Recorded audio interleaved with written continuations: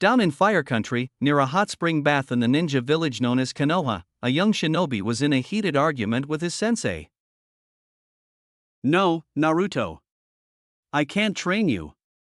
I'm already training Sasuke for the finals, Kakashi told his less favored student. Why not? Other sensei do it. Why can't you? Naruto tried to reason. Naruto had made it to the finals of the Chunin exams against all odds. He got there by defeating Kiba Inuzuka, one of the strongest genin of his year at the academy. Now, he had to face Niji Hyuga, the previous year's Rookie of the Year and easily one of the deadliest fighters in the tournament. He already showed that he had no problems with nearly ripping Hinata, his own cousin, to shreds, and would love nothing more than to kill him, just to prove a point. Kakashi, however, had other plans, and those didn't include helping his student survive his match. He never had any real faith in Naruto, despite the boy saving his life before. Naruto, I'm only training Sasuke for the finals and that's the end of it. He has a better chance at making Chunin than you do, so putting any effort into training you would only be a waste of my time and would tarnish my reputation. Besides, you don't have the natural talent for what I teach, anyway. He told the boy coldly and callously as he poofed away, leaving behind a hurt and betrayed Naruto. Naruto didn't want to believe what had just happened, but it hurt too much to ignore. He had just been abandoned by his own sensei for the Uchiha genius, just like that. All of the anger and rage that he had bottled up inside of himself and let it out. Kakashi, you asshole! The blonde genin roared in anger at the top of his lungs before heading off to one of his comfort spots, Ichiraku Ramen, while he tried to think what to do and who to ask for training. Meanwhile, taking a break from signing and filing paperwork, Sarutobi was gazing into his scrying crystal to see what was happening in the village. That was when he came across what Kakashi had done to his student when he needed him the most. Suffice to say, the Hokage was not happy with the cycloptic Jounin's blatant favoritism. It brought back unpleasant memories of his own time as a Jounin sensei, when he favored Orochimaru over his other two students, only for him to betray them all. With a heavy sigh, he called two of his personal ANBU to him. The first one was a female with long purple hair and a cat mask. Nico, could you please find Naruto for me and bring him here? I would like to talk with him about something very important and that the time has come for him to learn about his family. I really wish that this wouldn't have happened for another year or so, but that fool Kakashi has forced my hand. Senpai's really done it now. How could he do that to a child, especially his own student who needs him? Nico fumed angrily as she flickered away to find the boy. Ashi, I need you to go and inform Furinji Hayato that I need to talk with him concerning his other last remaining relative. Tell him that the time has finally come. The old Hokage instructed. Ashi cringed involuntarily at what the Hokage wanted him to do. I have to go into that madhouse? Usually, nothing scared the ANBU. However, there was only one place that could inspire such fear from otherwise fearless people. A place where masters of their arts and styles have gathered to further and better themselves. A place where the masters can only be described as superhuman, true-to-life fighting machines. A place called Ryozanpaku. Sarutobi pinched the bridge of his nose in an attempt to ward off an impending headache. Yes. Now go, he ordered in annoyance. With USHI. Ashi had just now arrived at the Ryozanpaku compound, cautiously entering. He walked around in an almost tiptoe fashion as he looked around for the person he was sent to get. After a few minutes, he began to relax. This isn't so bad, he muttered to himself as he began to look around the compound in a much more casual manner until a crashing noise grabbed his attention. As he listened more closely, the crashing was getting closer and closer. Just when he was about to go look for the noise, a training post went screaming past his face at near terminal velocity, followed by a shout that sounded a lot like APA. Rushing toward him, a colossal bronze-skinned man was speeding toward him, smashing everything in sight with his bare hands and feet. Ashi stood stock still, his eyes screwed tightly shut. If I don't see it, it isn't real. He repeated over and over again like a mantra. Suddenly, he felt himself jerked out of the giant's path of destruction. He chanced opening an eye to see a massive old man holding him by the back of his ANBU armor like a kitten by the scruff. "Oh, whatever could bring an ANBU to our little compound?" he asked in amused curiosity. Ashi forgot himself for a moment, but recomposed himself to deliver the message he was sent to deliver. "Ah, Furinji-sama. Hokage-sama said that he had something important to tell you, that it is time." Hayato's face grew grim as he took in what the message meant. "I see," he replied, turning to the house portion of the compound. "No. If you would be so kind as to accompany me to old Sorrow's office? I believe that you must know about this as well," the old man said aloud. A girl with long wavy blonde hair who looked to be around 16 years old poked her head out of the house. "Oh. Okay, Ji-san," she replied. The grim look on her grandfather's face had her worried. "Apachai. Calm down for a moment."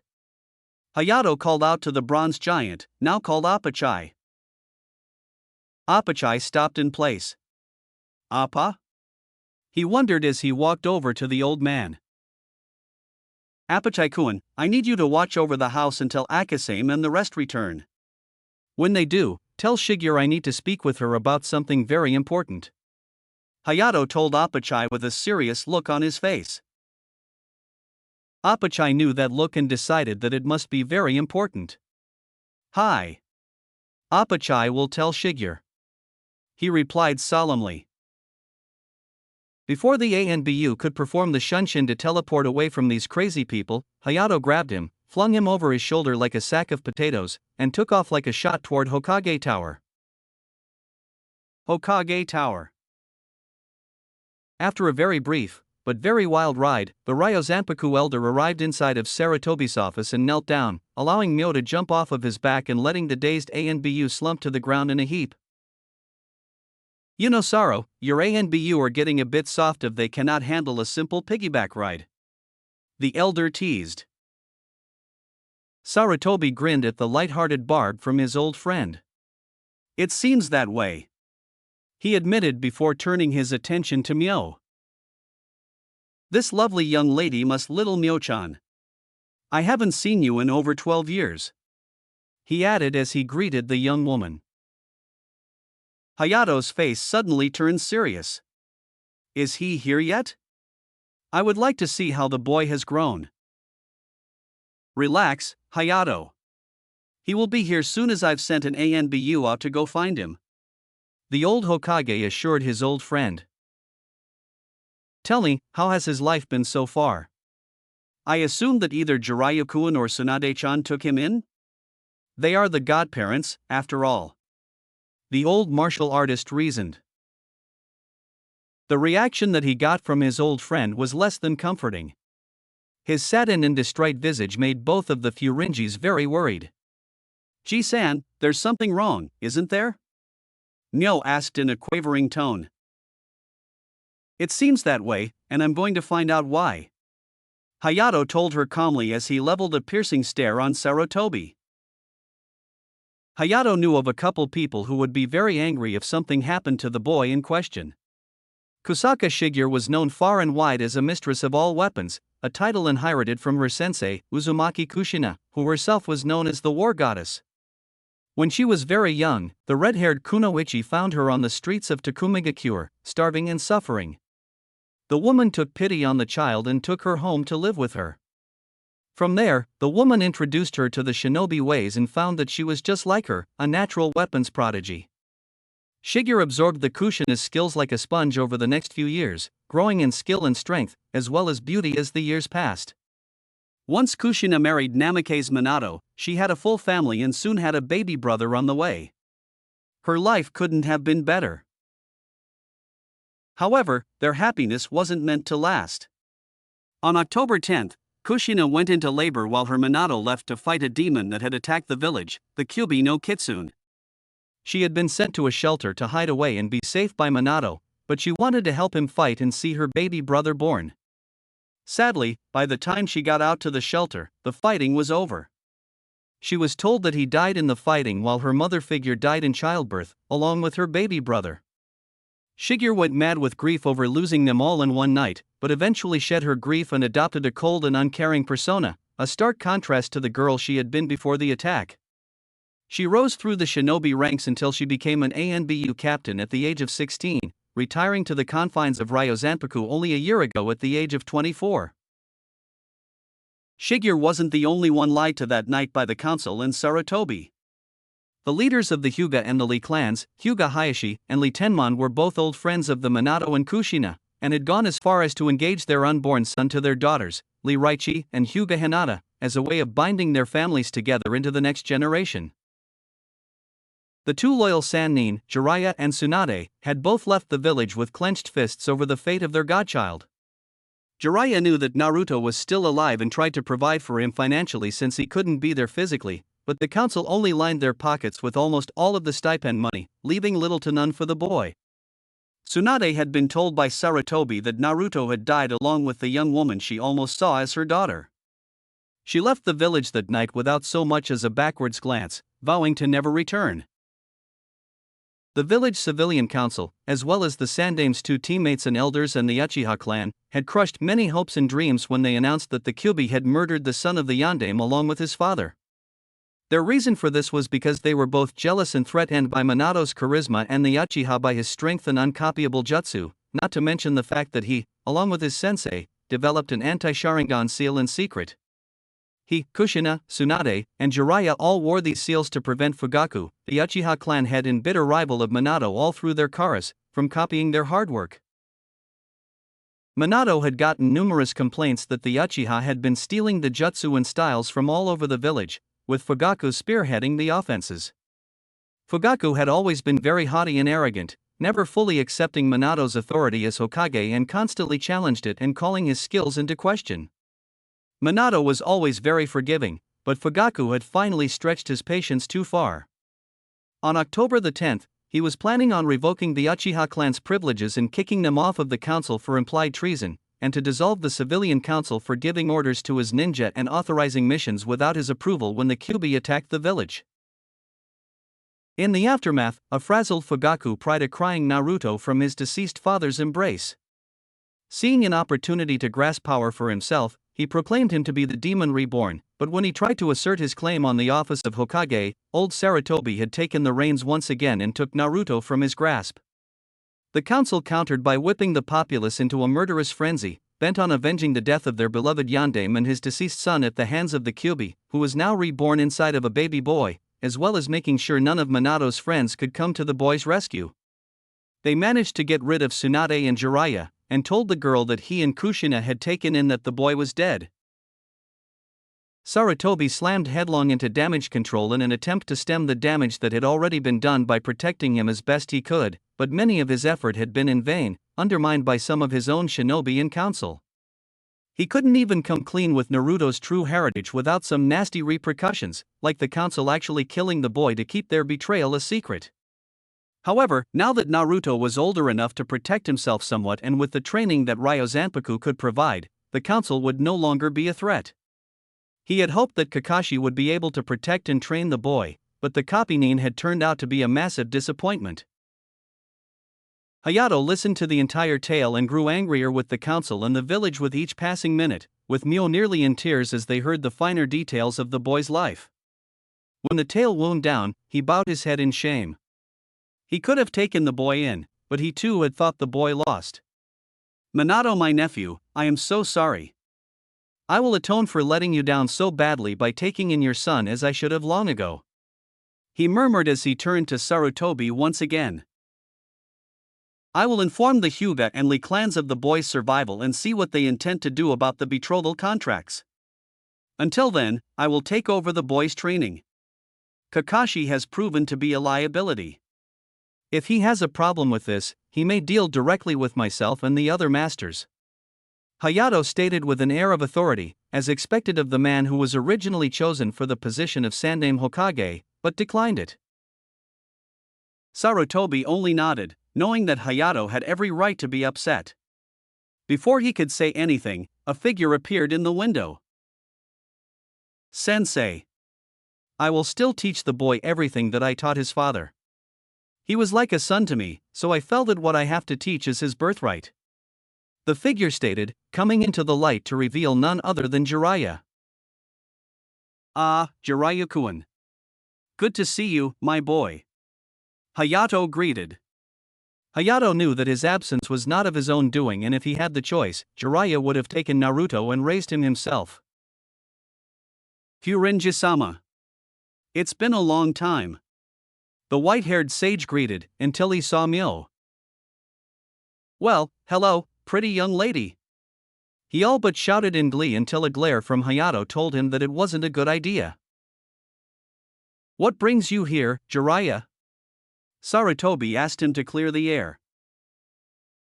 My informants have told me that Orochimaru and Suna will attack during these exams and that my godson is in the finals. I heard what that bastard Hatake did to Naruto's training, and I'll deal with him personally. That brat never did understand that it wasn't always all about him, no matter how Minato tried getting through to him. Jiraiya growled. Back with Naruto.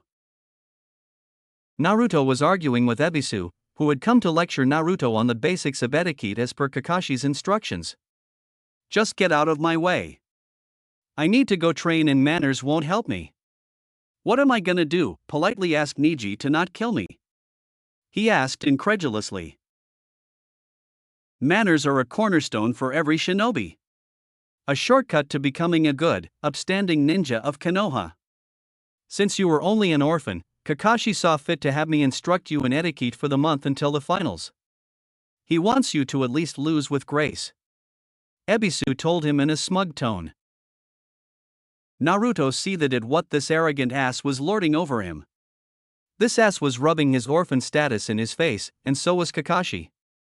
He was about to cold cock the jerk off until an ANBU appeared before them. Nico Nizan? What's up? Does the old man need to see me? Naruto asked her. He remembered this ANBU. She was always nice to him and saved him a couple of times when he was small, not to mention she taught him about stealth, something that all of Konoha cursed due to the fact that he could pull off pranks without getting caught now. Hi. Come with me, please. She told him softly until Ebisu stopped them roughly. Hold on there. Kakashi said. He began to yell until she had her ninjato at his throat in half a heartbeat. I already know what you two are trying to do, and it sickens me. If I weren't ANBU, I'd train and look after the boy myself. Now go away and tell Kakashi this. Should he try to sabotage his growth again, I will make him pay. She hissed while resheathing her blade and turning to Naruto. Come, Naruto-kun. I'll take you to the Hokage's office. Nico told Naruto, putting a hand on his shoulder as she teleported them to the Hokage's office. Back to the Hokage's office, again. Just as Jiraiya was finished going over what he knew of the impending invasion of the village, there was a knocking at the door. Hokage-sama, I have brought Naruto-kun as request. A voice called out from the other side of the door. Come in. Sarutobi ordered. The door opened to reveal a cat-masked ANBU standing next to a blonde-haired boy with a look of defeat and despair on his face. Oi, Gigi. What's up? Ah, Naruto-kun. Glad you could join us on such short notice. Sarutobi greeted warmly. Not like I was busy, anyway. Naruto muttered with venom in his tone that made them all wince. I already know about what your so-called sensei did to you, Naruto-kun, and trust me when I say that he will pay dearly for his blatant favoritism. For right now, I have some people here that would like to meet you. The old Hokage told him with a smile. Hayato walked up to the boy and knelt down as far as he could, but still towered over the vertically challenged boy. Hello, Naruto-chan. I am Hayato Furinji and this is my granddaughter, Myo. We already know that your sensei abandoned you and have heard the more intimate details of your life and nightmare of a team. Before I say anything else, I must tell you about us. I am your father's uncle, making you my grandnephew, and Myo-chan here your cousin, and we would like to train you and take you in," he told the boy with a smile. Naruto went numb with shock. He had relatives? Family? All this time, but they never came forward? The boy found his voice after a few moments, but lowered his head in sorrow. "Didn't you want me?" he asked in a small voice that was on the verge of tears, conveying a sadness and sorrow that no child should ever have. Hayato understood why the boy was so upset. It must have been very difficult growing up all alone with the very beast that nearly wiped out the village sealed within him and being hated for it. However, within him, Hayato sensed a strength and will that easily surpassed any that he'd ever felt before. If forged correctly, he would be truly surpass himself someday. For all that the boy has suffered, he remains so strong. Minato and Kushina would be so proud, he thought with a sad smile. "It's not that, Naruto-san. You see, we were told that you had died the night of the sealing, but Sara here informed us that you were alive. There were others who would have taken you in, but something went terribly wrong. Saro, I believe that you should explain this to him," the Ryo Zanpaku elder told the boy, then the Hokage. "Naruto-kun, the reason that no one took you in was because the council and another who wished to take up this office announced that you were dead and in your place, left the kyubi which is sealed within you safely. The council wanted you dead, but I managed to the details of your true birth were covered up, you would be spared.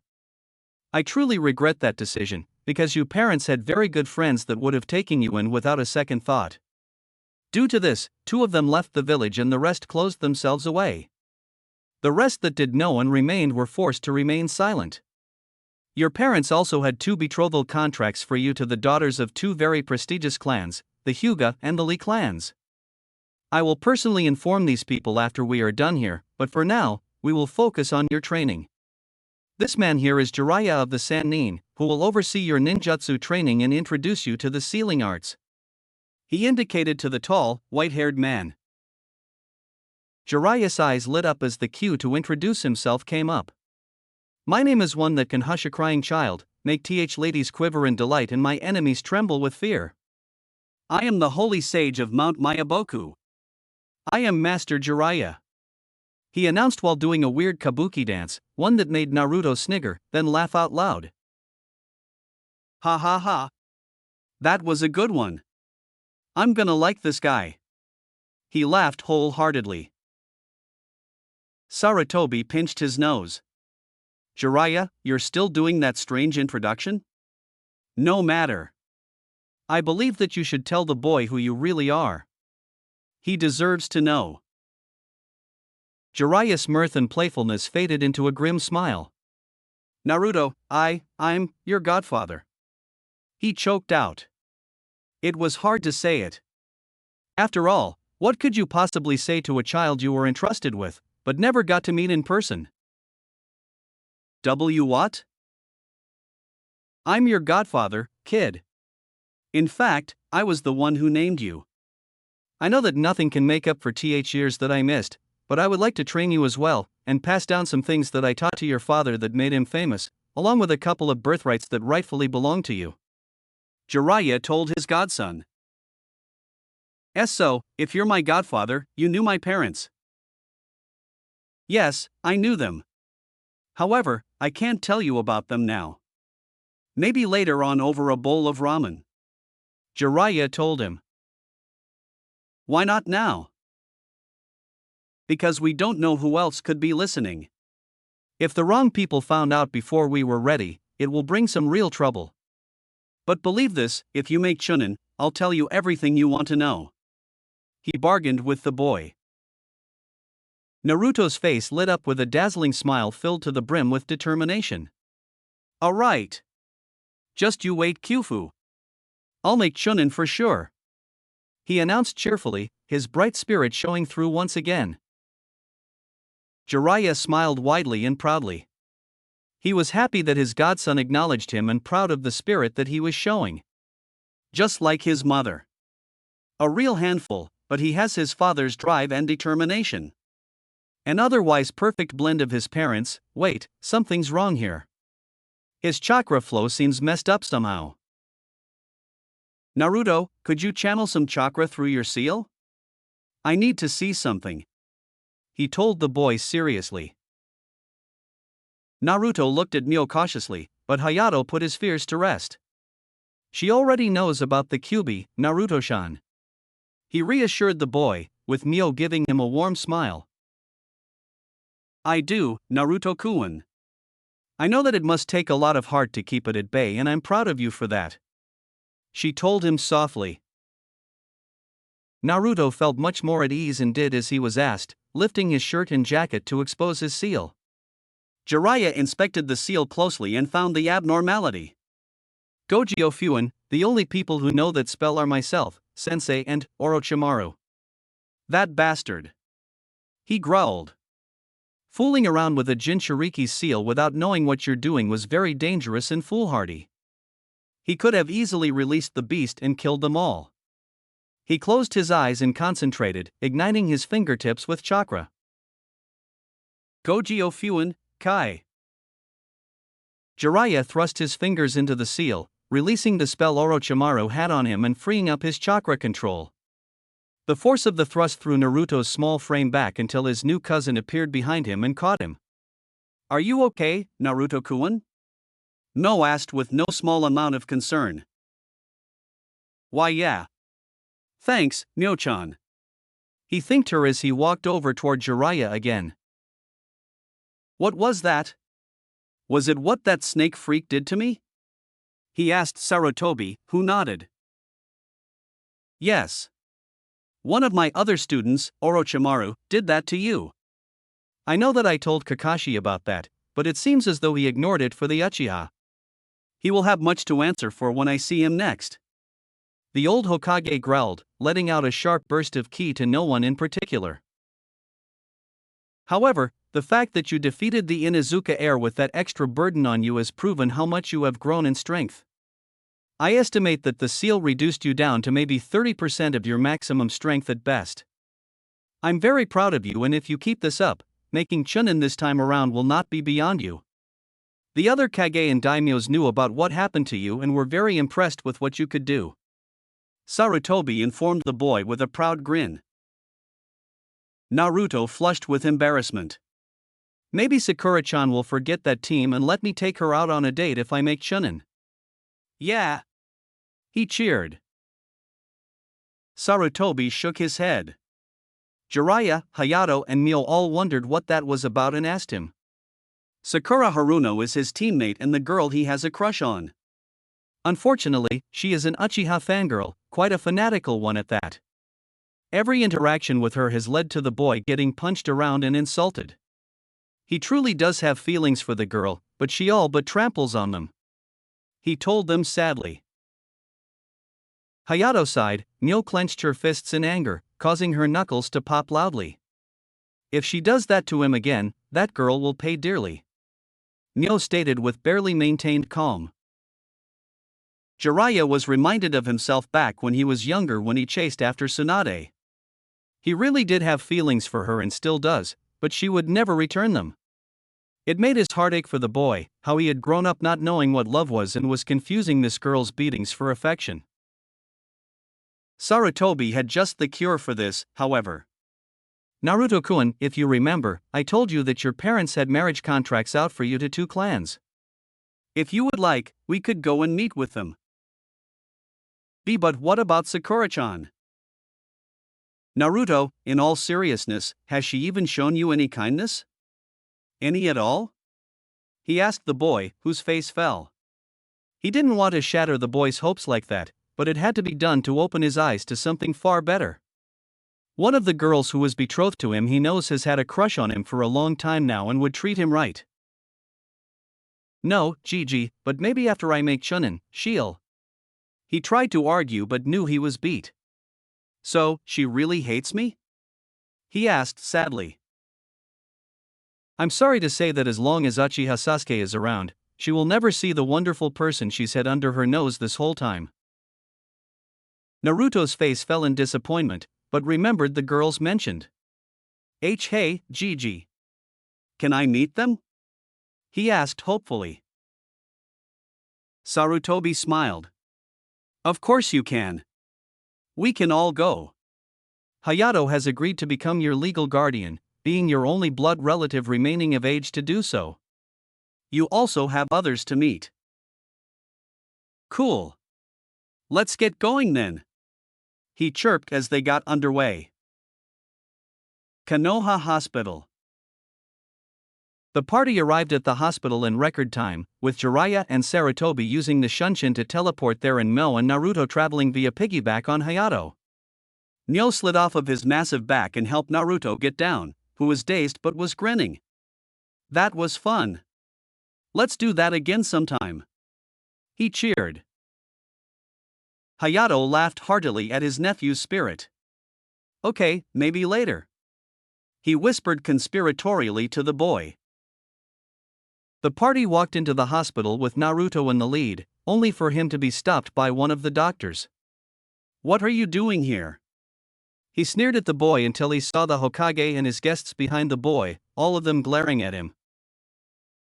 And then never mind. He stuttered as he spun away to go and check his pants. Sarutobi calmly walked up to the desk. Could you please tell us which room Hinata Hyuga is in? He asked politely. Hi Hinata? She's one of the girls? He exclaimed. Yes. She is. Is there something wrong? Naruto blushed slightly. And no. It's just that, she was a classmate and whenever she came near me she always turned away real quick.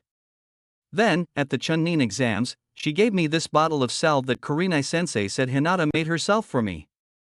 I just don't get it. Heh, this girl has a crush on him and he doesn't even know it. You lucky boy. Jiraiya thought. Sounds like this girl has a thing for you, kiddo. If she's anything like her mother, she'll be a real beauty when she's older. Jiraiya ribbed his godson. In room 322 in the West Wing, Hokage-sama. The duty nurse answered. Let's go. He motioned to the party in tow as they moved to the room in question. Upon reaching the room, they noticed that there were people already there, with some light crying going on inside. They entered the room to find Hinata clutching her father while crying and he was trying to console her as best he could. Hayashi noticed the room's new occupants. Oh, Hokage-sama, Fuinji-sama. How may we help you? The Hyuga head greeted them gracefully. Whatever could be the matter with young Hinata? Does this have to do with her match in the Chunin exams? Sarutobi asked. Well, yes. The Elder Council has seen fit to remove Hinata from the main house and to brand her with a caged bird seal due to how she lost to Niji. On top of that, they want to marry her off to the Prince of Kuma no Kuni. The problem with that is that he's almost my age. I just wish there was something we could do. Hayashi told him sadly. Sarutobi just gave him a grin as he told the Hyuga head and girl what had just been revealed to Naruto. Needless to say, the shy girl fainted and Hayashi got a huge grin on his face. This is the answer to her problem. His son lives. I must tell Tenmon. He will be thrilled. Hayashi exclaimed in unrestrained joy. Naruto, my boy, you have just saved Hinata from a horrible fate. I cannot thank you enough. He told the confused boy as he hugged his future son-in-law. I was just told about this a few minutes ago. I really like Sakura-chan, but Gigi helped me see something and I'd like to give this a try, he told the Hyuga patriarch honestly. He really is your son, Minato, Kushina. Hayashi thought happily. We will be informing Tenmon next, Hayashi. Tsunade will be contacted and dragged back here if we have to. Now, I believe we have a certain future bride to awaken. Hayato told them while giving a sly grin. After a few moments, they managed to bring Hinata back around. Father, what happened? Hokage-sama came in and said that Naruto-kun was engaged to me. she said in a daze.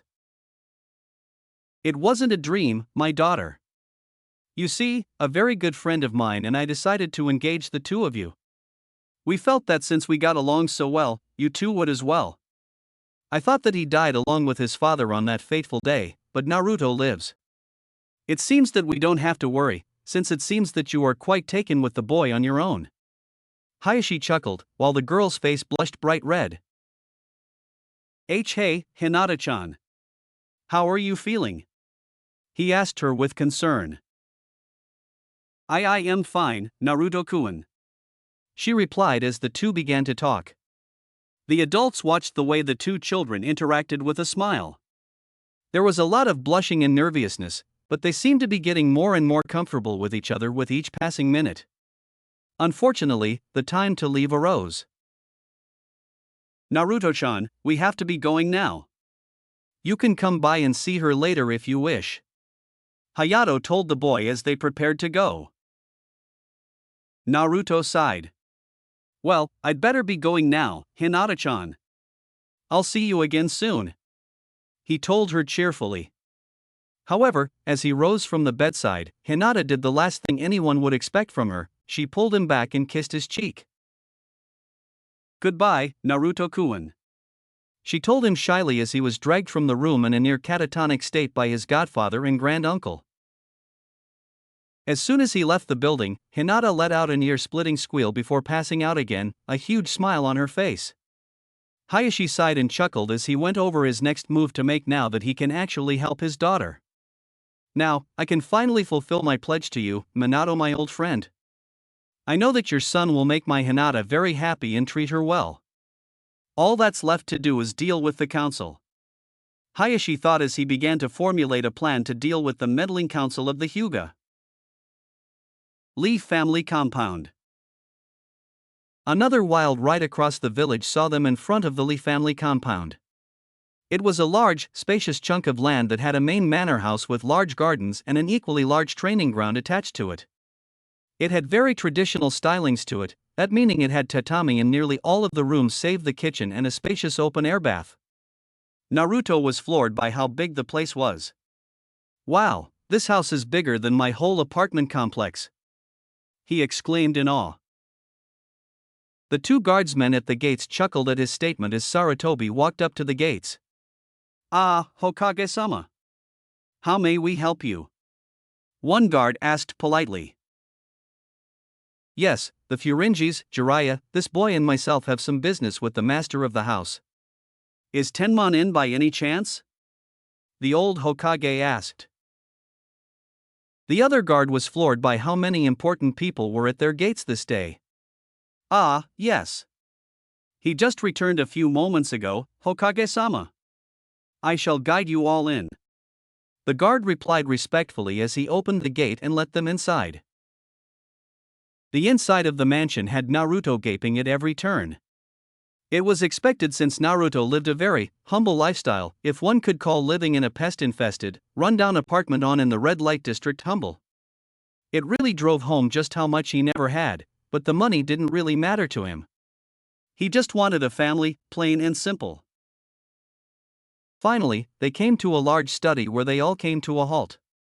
This is Tenmon-sama's study. I shall leave you all now and have a good day. The guard bowed as he went back to his duties. Sarutobi and Hayato took the lead as they walked into the study. Lee Tenmon wasn't terribly tall, but not short either. He looked to be the same age as Hinata's father, but had very defined muscle that was noticeable under his tunic. The man noticed them and called out. Ah, Hiruzen. Hayato and Jiraiya. What could bring you all to my home? He asked merrily until his eyes fell in on Naruto. He couldn't be, could he? He asked until Sarutobi and Hayato filled him in on what had happened, then his grin threatened to split his face in two. He snatched the boy up into a powerful hug that made Naruto's back pop in several places. Holy crap! This old guy is really strong, he thought as he started turning blue. Tenmon put him down and let him get some air. I was told that you were dead, that council will have much to answer for. He growled until his smile returned. I assume you want to know my position on the betrothal contract? He asked, to which Hayato and Jiraiya nodded. Well, I am happy to say that I intend to throw my full support into it. Allow me to call Raichi in here. He told them as he called for his daughter. After a few moments, the door opened to reveal a girl just a bit older than Naruto and a bit taller with blue eyes, with her long blonde hair done up in twin pigtails and cute freckles. She was dressed in a white sundress and sandals when she walked in. Naruto's jaw dropped when she smiled at him as she walked by. She walked up to her father. Yes, father? You called for me? She asked. Ah, yes. He began as he told her of the marriage contract with the son of a good friend of his. She looked unsure of what her father was telling her until he pointed out that the young man she passed was the one who would be her husband. Really? Thank you, father. She squealed happily as she hugged Naruto tightly, making him blush an atomic red. This was another very pretty girl that was to marry him. Not Sasuke or anyone else, but him. This was turning out to be the best day of his life. Naruto nearly melted on the spot as she came closer. This is the greatest day of my life, he muttered as he fainted. Raichi was having the finer points of the betrothal explained to her, as well as Naruto's status as a Jinchuriki. She was shocked at first when she heard that he had the demon that nearly destroyed Konoha sealed within him, but she reasoned that he was the jailer of the beast and a hero for how he continues to suffer to keep them all safe. The blonde girl knew that something was off with how everyone treated him, but the truth blew her away. Back to the subject of the betrothal, she didn't seem to mind that she was sharing him with Hinata. In fact, she couldn't have been happier. She had known Hinata since she was a toddler and they had been good friends ever since. She had been in the class just ahead of hers and knew of Naruto as well. She admitted that he was a clown, but still thought that he was kind of cute and really nice. She also heard that he was taking his shinobi training very seriously. Now, she heard of his victory against the Inuzuka heir with most of his chakras sealed and came to be very impressed with him. Raichi was by no means an Uchiha fangirl. In fact, she had a strong dislike for the brooding boy and his clan in general. They had constantly tried to steal secrets from her family's martial arts styles through shady arranged marriages and outright theft via Sharingan. She was originally requested by the Uchiha to wed Sasuke to further tap into their powerful fighting styles, but her father refused them outright. Then, she met the class clown and developed a semi-crush on the blonde ball of energy, but his attention seemed to be held by a rabid Uchiha fangirl, Haruno Sakura. She frowned and growled at the treatment the kind-hearted boy received from the pink-haired banshee, but since she was a genin already, she couldn't really see him all that much, and even then, he was near impossible to track down. Naruto was being revived by Neo when Hayato shouldered the boy. Well, I believe it is time to go. Thank you, Tenmon, for your hospitality. The massive old man called out as the troop left the manor grounds. When they were gone, Raichi sighed loudly, face resting in her palms as she watched them leave from the window of the study. Tenmon couldn't help but notice her longing sigh. Is there something the matter, dear? He asked her. A content grin spread across her face. She explained to him that she knew him from the academy and she already liked him somewhat. She was glad that he turned out to be the one she is betrothed to and that he seemed to like her, too. Tenmon couldn't have been happier with that answer. Minato, my old friend. Our children will be very happy together, I just know it. He thought to himself as he went back to his paperwork. His peace didn't last too long, as his door flew open again. Uncle Tenmon. A youthful good day to you. The intruder nearly yelled. Ugh. Lee, why must you always do that? Tenmon sighed. It was his third door that month the boy broke. Damn, doesn't anything slow this boy down? The Lee family head thought as he rubbed his temples. Tenmon's sister, Mei Lin, had met a man from the Mato family and fell in love with him. That man was the elder brother of Guy, Mato Han. Soon, they were blessed with a healthy boy they named Lee. Li would have been just too damn odd, but luckily Mei took on the Meido name. When Li and Raichi were only a year old, the Kyuubi attacked and killed Li's parents and Tenman's wife. Li's care would have gone to his father's brother, but he was only 14 at the time and a Chunin. Tenman took the boy in until Guy was stable enough to care for him. After Li graduated from the academy, his care went over to Guy, who was also his Jounin sensei, but the boy still came over to say hello to his uncle and cousin every now and then. Ryo Zanpaku compound. The group all arrived at the compound just after sundown. Well, it's a little late to be training, so we will get started in the morning. Hayato told his new nephew. I will have movers come to Naruto's apartment and box things up to have them moved here. Sarutobi informed them, to which the elder nodded. Sarutobi and Jiraiya both flickered away for the evening and left the boy to his family. Whoa, I'm gonna be living here? Naruto asked in disbelief. Well, yes. I did take over guardianship of you, and what better way to train you than if you actually live with us from now on? Now, on to meet the others. Hayato told the boy as he pushed open the ridiculously huge gate with only a finger, making the boy's eyes bulge in awe. Wow, that was awesome, Aji-san. You didn't even use chakra, he exclaimed excitedly. Hayato had the decency to blush slightly as Mio sighed, knowing that he was showing off a bit for his recently found nephew/grandson. Well, Naruto-chan, with our training, you will be able to do the same over time. We just need to build up your body through dedicated training, Hayato proclaimed with a fist aloft and a weird light in his eyes. Naruto was just so excited that he didn't really think about what that harsh training would include, so he just agreed with his new family and followed them to the dining room. They had stopped by Ichiraka's and picked up several bowls of ramen to go for dinner that night. Naruto offered to help set everything up for when the masters arrived, to which Mio accepted with a pat on his head. She was just as excited about this as he was. She had practically gained a little brother to talk with and have around to help. After a few minutes of waiting, a small throng of people filed into the small dining room. The first thing they all noticed was a short blonde boy that was sitting next to Mio. The largest with a scar across his face spoke up first. Oi, who's the new brat? He asked Hayato. This is Uzumaki Naruto and he will be staying here for a while. His sensei abandoned him for the last Uchiha. He has to face that Hyuga kid, the supposed prodigy, and the way he is now, he doesn't stand a chance. Hayato explained as he turned to Naruto.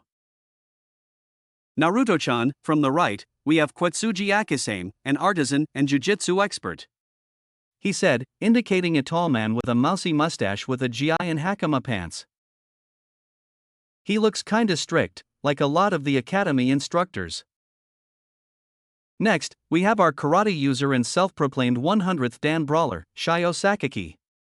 He said again, this time pointing to the large man with muscles the size of his head and the scar on his face. Whoa, this guy's huge. I want to get big like him in Ji-san. Now, we have Makensei, master of all forms of Kenpo and Kung Fu, the elder explained, indicating a rather short middle-aged man in black Chinese-style clothes and a black hat with a bushy mustache. What the hell is Kenpo? Moving on, this man here is Apachai Hapachai, master of Muay Thai and known as the Shinigami. The old man told Naruto, pointing to a bronze-skinned giant that waved at him with a large grin. He seems friendly enough. Finally, the last is Kusaka Shigure. Where did she go? He asked the rest of the masters. Akisame sighed. I bet she's on the roof again. Should I get her? No. I need to speak with her about something of grave importance, you all as well. But for now, we eat, Hayato announced as they all dug into their ramen. After dinner, Naruto helped Mio with the dishes and cleaning up. Well, I gotta do something to help, Nyonichan, he explained. The blonde girl was touched by the fact that he felt comfortable enough around her to call her his Nechan and by the fact that he was so helpful. After the cleanup was finished, she showed him to his new room and bade him good night. As Naruto felt sleep coming on, he felt safe there, like no one would come to harm him in his sleep like they would have in his old apartment. After a few more minutes, he finally let sleep take him, smiling all the while. Mio sat watching him with a soft smile from his windowsill. Good night, Otuto-kun. Sweet dreams, she whispered as she slipped off to her own room. Meanwhile, down in the dojo area, Hayato called all of the sensei together for a meeting. He even got the reclusive Shigure to show herself. Now that you are all here, I have something of grave importance to tell you all. This concerns that young boy I brought in this evening and who he really is. Oh yeah, Naruto something, Uzumaki. Yes. Uzumaki Naruto, that was his name. Kensei called out. Shigure froze at the mention of the name. Uzumaki? She asked in a whispering, quivering voice. Hayato knew that she would recognize the name. Yes, Shigure. His name is Naruto Uzumaki. He is my grandnephew whom I thought was lost the night he was born, October 10th. He told them all, letting the fact sink in before he continued. W was his mother's name, Kushina? The weapons woman asked quietly. Yes. His father was Minato Namikaze, my nephew and the Yondaime Hokage. The elder explained to the senseis as he told them of Naruto's life up to this point. The gentle giant Apachai was beginning to scowl, Kensei's face fell, Akasane showed a look of sadness, Sakaki trembled in anger, but Shigure had the strangest reaction of all. The emotionless woman actually burst into tears as she realized just who Naruto really was. This really freaked out the other masters, who had never seen her show any emotion other than complete apathy. I thought he was dead, she repeated until she calmed herself. Why? Why did they lie to me? Why would the council want me to think my Otuto was dead? She asked in a deadly tone as she reached for her katana, the Akabanatu. Shigure, calm yourself. Slaughtering the council will not help him, nor would Kushina or Minato want you to. What has happened has happened. The most we can do is honor Minato's final wish, since it seems the rest of the village has all but spit upon it. Hayato told her forcefully, managing to get her to control herself. Shigure felt that she had lost her will to go on once she had been informed from the council that her foster family had all died that night. That night Kusaka Shigure had died and left an emotionally barren woman in her place. She had all but killed her emotions and became one of the finest ANBU to ever grace their ranks. Even the vaunted Uchiha Itachi could not defeat her, and Hatake Kakashi couldn't even touch her. A year ago, she decided to retire from the ANBU ranks and lay low for a while, taking up the occasional mission to keep her skills up. Through it all, she was still suffering from the loss of the propel she had come to see and love as her family. Now, she finds that she had been lied to all of this time. The one that would have been her little brother still lived, but he was used as the council's scapegoat for the Kyuubi attack. The boy she longed to know and love as her own had been subjected to so much hatred and evil, yet he remained strong through it all. After Hayato finished explaining who he was as a person, she couldn't help but feel pride well up within her. He really was just like the woman that she saw as her mother. I want to see him. Please, let me see him. Shigure pleaded with the elder. It's late, Shigure. He's had a long day and an even longer one tomorrow. He still doesn't know just who his parents were, but if he manages to get promoted to Chunin from these exams, Jiraiya will tell him everything. Until then, we have to keep this knowledge under wraps. It that understood? He requested of them all, to which they agreed. Akasame and Kensei were both disgusted by what the village's council had done to an innocent boy while practically worshipping the Uchiha, who had done nothing but lie and steal from their comrades while wanting more. They had basically committed treason, but had managed to worm their way out of punishment for their heinous crimes. At least the Uchiha paid for their crimes when they attempted to go too far, but the last Uchiha left was slowly proving to be just as bad, if not worse. Apachai loved children and despite his size, he was very gentle with them. He also abhorred the abuse of children, and Naruto's treatment was the worst he'd ever heard of. He didn't want to believe it, but he knew that the elder wouldn't lie to them, especially about something so serious. Sakaki may look rough, but inside he was a big softie. He liked being around kids too, and anyone who abused them earned a death sentence in his book. All of the sensei went to bed for the night with one thing on their minds. This boy has a strong heart. We have faith that he will survive the training. Shigeru leapt into the window of her adopted little brother's room silently and crept over to his bed. She took a good look at him and had to restrain herself from snatching him up into a tight embrace. He looks like mother and father so much. I'm so sorry. I'll try to make up for all of the years that I've missed.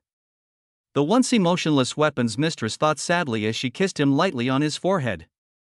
She then retreated from his room as quickly and silently as she came. The next morning, Ryo Zanpaku compound.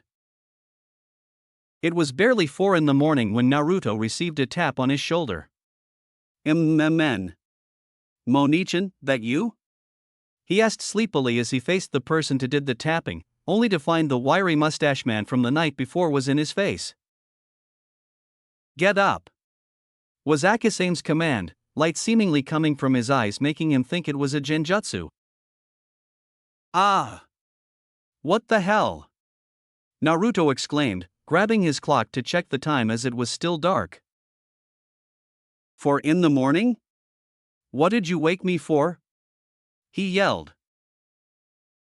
Because, it's morning, was the mustached man's simple reply, pointing to his window. Naruto looked outside of his window to see a crudely drawn picture of a sunrise with a few cows in the distance, held up by a pair of bandaged bronze hands. Naruto looked down at the holder of the picture, who smiled back up at him. Apachai-san? The short blonde exclaimed. Appa. Ohio, Naruto-chan. Now you can play with Apachai. The Muay Thai master cheered merrily as he hopped down from his perch. What kind of nuthouse did I wind up in? He thought incredulously as he was hurried through the process of getting ready for his first day of training. As he reached for his signature jumpsuit, Akasame's hand stopped him. No. You won't be wearing that eyesore anymore. Here. Put this on. The mustached man told him, handing him a dojo gi. The gi was a simple white and came with white pants that were tied off with a white belt. They were actually a much better fit for him than his jumpsuit, which was baggy on him and way too big for his slight frame. To be brutally honest, he never liked wearing it in the first place, but it was all he could afford. The jujitsu master took in his new student's body type and build with a frown. There were telltale signs of malnutrition and many near-healed scars on his body that he believed Naruto wore the jumpsuit to cover up. It was a miracle that Naruto had such supple muscle mass for his thin frame. The potential is there. Let's test him out. He reasoned as he brought Naruto down to the dojo. On the way down, he was instructed to make several Kage Bunshin and send them to the Hokage's office, where they would meet with Jiraiya for ninjutsu and control training. The boy did as he was told, creating 20 clones. All right. You guys heard the man. Get on over to the old man's office and see Kyufu. And no stopping for ramen, either. He ordered the clones, who all rogered up in unison before taking off in a mini-stampede. Upon reaching the dojo, he saw the rest of the sensei sitting off to the side, with his granduncle with them and his cousin in a gi top and spandex shorts standing in the middle. What's going on, Nei-chan? He asked them, confused. Shigeru had a lot of trouble controlling herself from telling Naruto everything and snatching him up, but she kept herself in check. This will only help him and make him stronger. I will help you get stronger, Otuto-kun. This much I promise you. She swore to herself. Hayato cleared his throat to get things started. Naruto, this is to determine where you stand as of right now and what we should teach you. Nyo will be your opponent. Do not be afraid to attacking her, but be prepared to fight as if your life depended on it. The elder told him seriously as he signaled the beginning of the match. was all he had time to say before Mio launched herself at him with blinding speed. Naruto hastily dodged her opening blow, which was a roundhouse kick to his head, but left himself open for her follow-up. She caught him full in the face with a full knuckle punch and launched him back into the dojo wall. He recovered in mid-flight, stopping himself with the wall and using that to launch back into the fight. Naruto was quick and had decent raw power, no doubts about that, but he had no style at all, more like he was fighting on instinct alone. That was a fatal flaw that his sensei should have spotted and corrected, but either failed to do so, or completely ignored the problem. However, since he had no set style or discipline, he was essentially a blank slate to work with. That would make teaching him anything new that much easier to do, along with his natural curiosity and tenacity. All that, added together with his jaw-dropping stamina and his borderline regenerative healing and recovery, he was the perfect student for their extreme teaching style, meaning he'd have a good chance of actually surviving the training. The senseis were nearly drooling at that aspect and thinking maybe the dumb fox was actually useful for once in the boy's life. Back to the fight, Naruto was getting smacked around quite soundly by the much faster and more skilled Mio. The blonde girl didn't really give him much breathing room to set up many counters, and the ones he did get off were wild and ineffective. She got the same vibe as the senseis about Naruto's training, or lack thereof. It's like his training was completely neglected. The way he punches and kicks are all wrong. His balance is way off and he flounders for what to do next. However, his reflexes are lightning fast and his attacks pack a wallop when they are performed properly, not to mention the fact that he's naturally extremely agile and flexible, kind of like me. He has a lot of work ahead of him, but I have faith in him. He is a member of my family, after all. She thought with a sigh. The fight rolled on for another few minutes until Naruto dodged a punch and found an opening. Not wanting to waste it, he reached out to grapple with her, only to get a handful of her breasts in his hands. She stopped immediately, as did he. But before she could even move or think, Naruto leapt away to the opposite side of the dojo like he had been burned and began to sputter out apologies profusely. I am sorry. I didn't mean to. I won't ever touch you again, I swear. Don't hit me, Sakura-chan. He cried out in habit. The usual course of action was that during the sparring sessions he was paired with Sakura. Every time he managed to get in a clean hit, she got really angry and beat him severely, calling him a filthy pervert for touching her. She did it so much that it became a conditioned reaction to accidentally touching almost any female. Mio was at a total loss as to what happened. She wasn't going to hit him for that since this was a sparring session and contact was expected, even if what he did was a complete accident. From what she could gather, this was a conditioned reaction, and from the name he blurted out, she knew who was responsible for doing such damage to his already fragile psyche. As she tried to get close to him and ask what was wrong, he scurried away from her in fear. Mio clenched her fists in rage, and it was taking all of her self-control for going out and tracking the pink-haired bully down and making her pay dearly for nearly mentally and emotionally crippling one of the only two remaining members of her family that she had left. Swooping in quickly, she snatched the shorter blonde into a tight embrace as she rocked him gently. Naruto tried to wriggle free and fight it, but Mio held firm. Shoo. It's okay, Naruto-kun. I'm not angry with you, so just try to settle down. It was only an accident. The young woman soothed the boy as he stopped struggling and got himself back to normal. As he calmed himself, she gently let him go, Naruto standing up slowly. Thanks, Wani-chan. I needed that.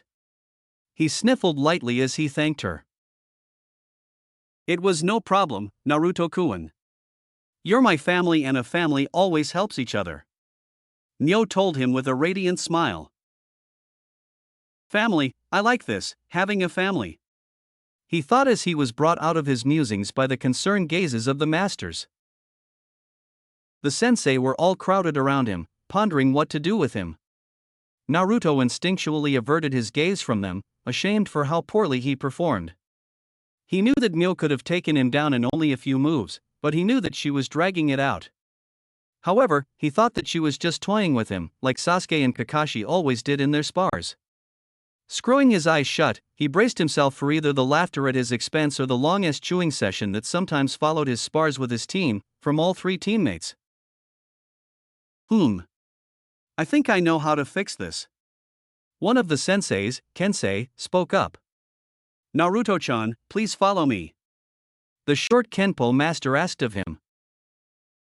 Stunned, Naruto got up to follow. Once outside, Kensei leaned in close to him. So, how was it? The short man asked his equally short new pupil. How was what? Naruto asked, totally confused.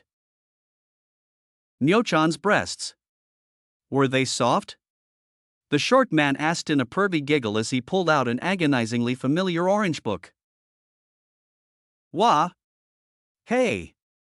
That's the same pervy book Kakashi always reads. Besides, I don't see Myonichan that way, Aro-sensei. Naruto declared, pointing his finger at the short man. I may be a pervert, Naruto-chan, but at least I got you back to your old self again. Kensei told the fuming boy with a grin. This kid's going to be a blast to tease. The boy was stunned, to say the least. This guy went out of his way to help him and was even willing to be branded as a pervert to do so. I think I'm gonna like it here after all. Gee, thanks, I guess. Naruto mumbled quietly, kicking a pebble that was at his feet sheepishly. Don't worry, Gaki. How you reacted ain't your fault. Those bastards out there in the village did some real messed up shit to you, but we're gonna help you undo it every step of the way. But Sakaki stated as he and the other sensei walked out from the house. Shigure was careful to control herself, but inside she was screaming for the blood of a certain pink-haired girl. Akasame finished for him. They always say, you have to suffer for the cure, Naruto-kun. He told Naruto, the rest of the sensei sporting grins that were borderline sadistic that were making Naruto gulp loudly. Nyo knew what that look meant and sent up a small prayer for him. Meanwhile, on the outskirts of the village, one will find a small waterfall that feeds a stream to the north of the village near Hokage Mountain. It is here that we find the small horde that Naruto conjured up earlier that morning working on a chakra control exercise with Jiraiya. Come on, kid. I know you can do this.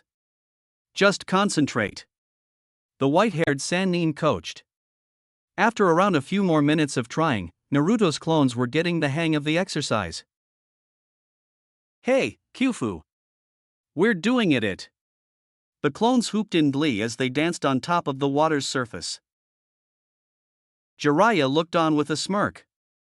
That kid's got some crazy stamina, making all these shadow clones along with doing all that physical training with those Ryo Zanpakuo guys. He'll really be something when he's grown. Minato, Kushina, you've got one amazing kid. The Sannin chuckled to himself as he called the clones over to himself. Hey kid. Come over here and I'll show you another cool trick. He shouted out to the clones whose faces all lit up at the thought of learning something new. The clones nearly stampeded their way over to their godfather. Oh boy. What's next? One clone exclaimed. He had to hand it to the kid, he had a hell of a learning curve if shown properly and patiently, along with the fact that he took to everything he was taught with fascination and wonder, just his father and even himself when they were Naruto's age. Okay, kiddo. Step back and watch this. He announced as he began to concentrate and spin chakra in his right hand until it looked like a mini cyclone. Once it was ready, Jiraiya thrust the spinning orb of chakra into a large boulder, the orb eating its way through the tough rock like chuji at an all-you-can-eat buffet. Rasengan. The clones all went slack-jawed with awe. One clone found its voice to voice their opinion of what they just bore witness to. That was one of the coolest things I've ever seen in my life. He cheered, the rest of the clones following suit. The Sannin was glad that it drew such a reaction from his godson, hoping to impress him somehow. Alright kid. Calm down, now. That was the Rasengan, a jutsu created by the fourth Hokage himself. All it is chakra shaping and manipulation, no hand seals to use, so that Uchiha Kid or Kakashi can't copy it. I know that Kakashi tried to use the same principle for his Raikiri, but he still needs hand seals, makes too much noise and takes too long to generate. He told the clones as he started to pass out water balloons to them. What are these for? One of them asked. That it for learning the first step of the Rasengan, rotation. You need to be able to spin the chakra in various directions, like a cyclone. Do this and burst the balloon to complete the first exercise. He told the clones as he went to the shade of a tree to stretch out, leaving the clones to pick the exercise apart and figure it out on their own. Occasionally, he'd hear one or more of the clones curse loudly as they kept at it. Finally, after 2 hours, he heard the clones begin to make a ruckus. Hot damn! I did it! Show us how. Come on. Show us. Jiraiya opened up a bleary eye to see that the clones had indeed cracked the first stage, shredding the balloons and spreading the water inside. With a groan, the 50-year-old stood up to his full height and ambled over to the cheering clones. He looked up at the sky to see that they were losing daylight fast, deciding that it was time to call it a day. Oi, kid. Come over here for a minute. What's up, Kyufu? A clone asked. It's time to call it quits for the day, kid. Go ahead and dispel yourselves a few at a time. He instructed as the clones nodded and obeyed, poofing away in groups of 4 at a time. After the last of the clones disappeared, the Toad Sage allowed himself a smirk. Damn, that kid burned right through the first stage of the Rasengan training in a few hours. He's already hot on Minato's heels, even if that idiot Hataki didn't train him right. The kid's a natural just like Minato, but he's got spirit like Kushina. It's almost like they're still here. He mused to himself as he resigned himself to the nearest bar before he headed out to the hot springs for his research. Research, here I come. The great pervert giggled as he went on his merry way with an extra spring in his step. Back at Ryu Zanpaku. Inside the dojo of the compound, Naruto lay in a crumpled heap. Man. This is rough. He wheezed as he shakily stood back up to face his sensei at the moment, Kensei. As he did this, he contemplated the day he'd had so far. Flashback. After he had calmed down from his small episode earlier, the masters began to iron out a training schedule for their newest student the same way they settled all their disputes, by a game of rock, paper, scissors. Through this method, they decided that Akasame would start him off for the first 2 hours. Akasame and Kensei were the only two who had limited time, due to the fact that Kensei ran an acupuncture clinic and his endurance and pain threshold were already tremendous, so he started Naruto out on strength exercises. First, his task was to strengthen Naruto's core body, meaning his abdominal strength. For this, he suspended Naruto upside down over a fire, having him swing back and forth to avoid getting burned while Akasame himself fanned the flames. How do you like my training, Naruto-kun? I call it the dance of the frying squid. He told his young students serenely. Aha! Are you nuts? This hurts like hell. Naruto exclaimed loudly. Actually, Naruto-kun, I am quite sane. This exercise will build up your core strength, enabling you to put much more power behind your attacks and building up on your already impressive chakra and endurance. I assure you that there is a method to our madness, as it were. Akasame instructed as he set Naruto back to work on his exercise. Somehow, his words didn't really do much to assure the vertically challenged blonde. After his first training session was over, it was decided that it was Apachai's turn to train him, or play depending on your point of view. The bronze-skinned giant took this opportunity to introduce his new and first student to the beginnings of Muay Thai, his native fighting style from a small island nation to the southeast of the continent they were on. Apachai slipped into the basic stance. Appa. Naruto-chan, this is the stance for Muay Thai, Tan Guard Muay. He instructed the boy as Naruto copied his stance. Since he was right-handed, not left like Apachai, his left leg and fist were in front with his right and back, both hands up in a basic defensive posture. Apachai made small correction here and there until he was satisfied. Now, do what Apachai do. The tall man chirped as he went through the basic movements and attacks of the style, which seemed oddly natural to the boy. For today, he was introduced to the basic punches of the style, or chak. From there, Naruto was put in front of a training post to practice for the rest of his time. This guy's not so bad and I'm really getting into this style, Naruto thought as he continued to work. Unfortunately, Apachai was prone to getting bored easily and walked up to the training post next to his new student. APA. He shouted as he kicked straight up, sending his log into low orbit. Naruto, who was at ground zero for the training implement's impromptu launch, stood rooted to his spot in both awe and sheer terror. What the hell is this guy? He shouted in his mind, his voice and basic motor functions taking a small break and possibly running for their lives at this point. Meanwhile, on the outskirts of Fire Country, where our two teams are currently training. Sasuke, activate your Sharingan for what I'm about to show you, Kakashi instructed Emo Pants the Great, aka Sasuke. What for? He asked with disdain. Kakashi didn't get the chance to answer as a large object was screaming down upon them, landing directly on Kakashi. Sasuke's sweat dropped for a moment. Was that what was supposed to happen?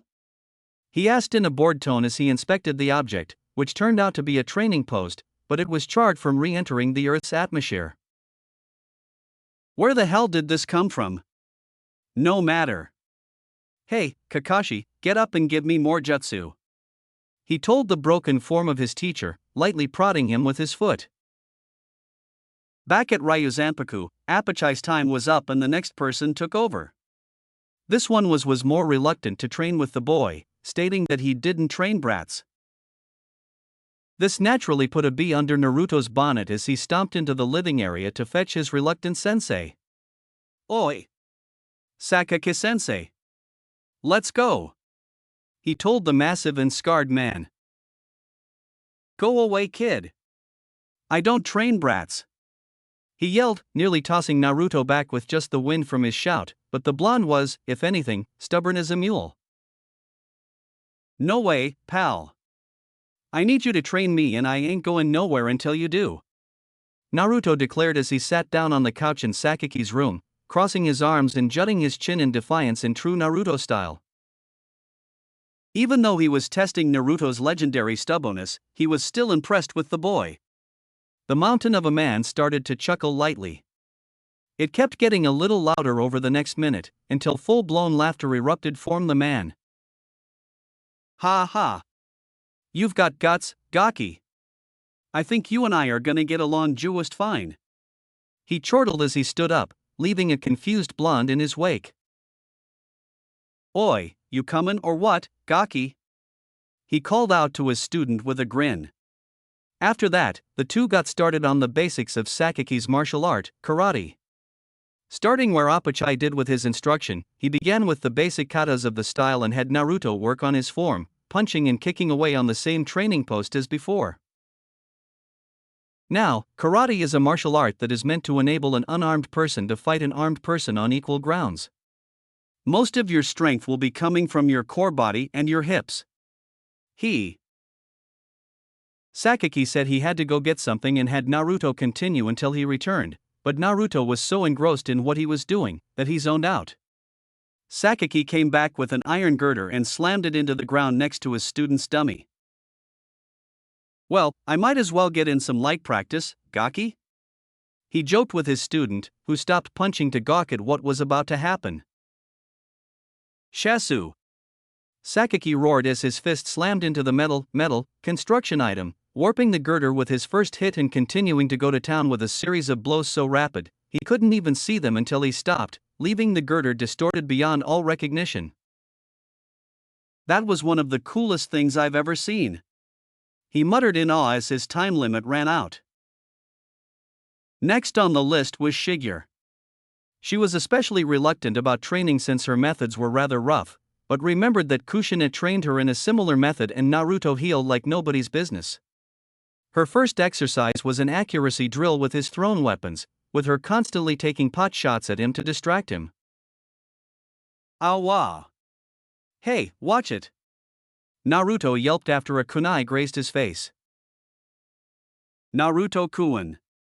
This is for your own good, she told him in her usual monotone voice as she flung more sharp and pointy objects at her Pisito little brother.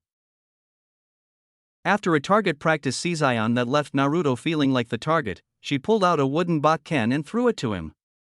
Nah! What's this for? He asked, slightly afraid of what the answer might be. His fears were unwarranted, this time, as she began to explain. I wish to teach you how to use a sword. En garde, she told him as she lunged for him with her bakken at blinding speeds. Acting out of desperation, he slashed at her with the training blade, only to miss, letting her get behind him and swat him on his ass with her training sword, hard. Naruto nearly jumped out of his skin while the pain in his scrawny ass subsided. Let that be a lesson to you, Naruto-kun, she told him as she began to tutor him about the basic parts of the sword and in the basic movements of the sword, such as the 6 cuts and the 8 different critical hit spots on a person. The last hour was dedicated to these 2 things until we come to our last instructor of the day, Kensei. Ero-sensei, what style do you use? Naruto asked curiously. To answer that question, Kensei led him over to a small creek that was near the bathhouse. A passerby, a painfully familiar passerby with blonde hair that used to be long and a big mouth, just happened to be passing by.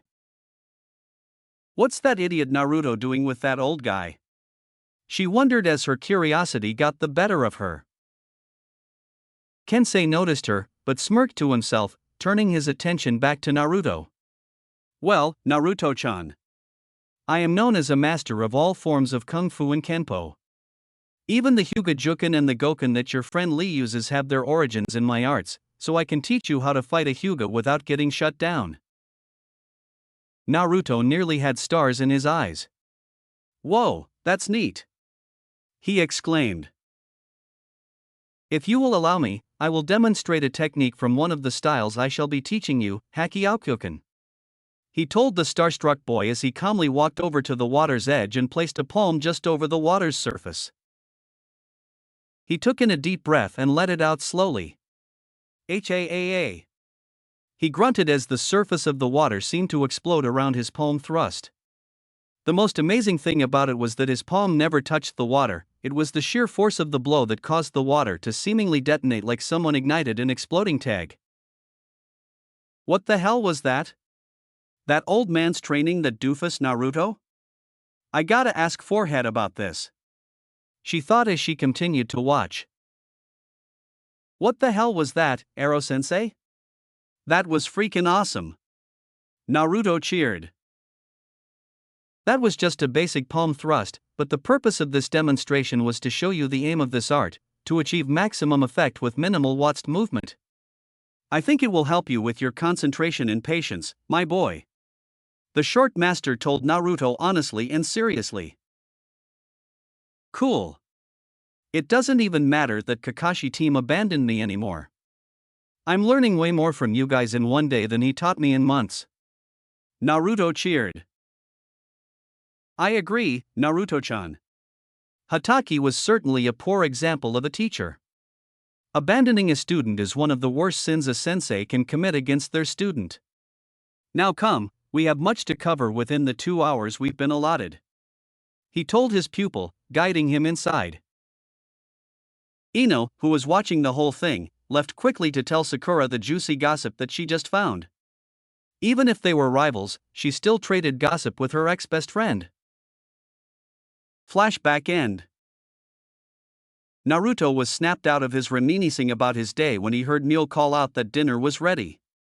When the world came back into focus, he found the fist of his sensei millimeters from his face. At the mention of food, Kensei pulled a complete 180 from serious sensei to a chowhound in under a second. Just as Naruto was about to head inside to eat dinner, the clones he had sent with Jiraiya had dispersed, their memories hitting him like one of Sakura's punches. He staggered as the knowledge flowed into him, causing Mio to worry. Naruchan, are you okay?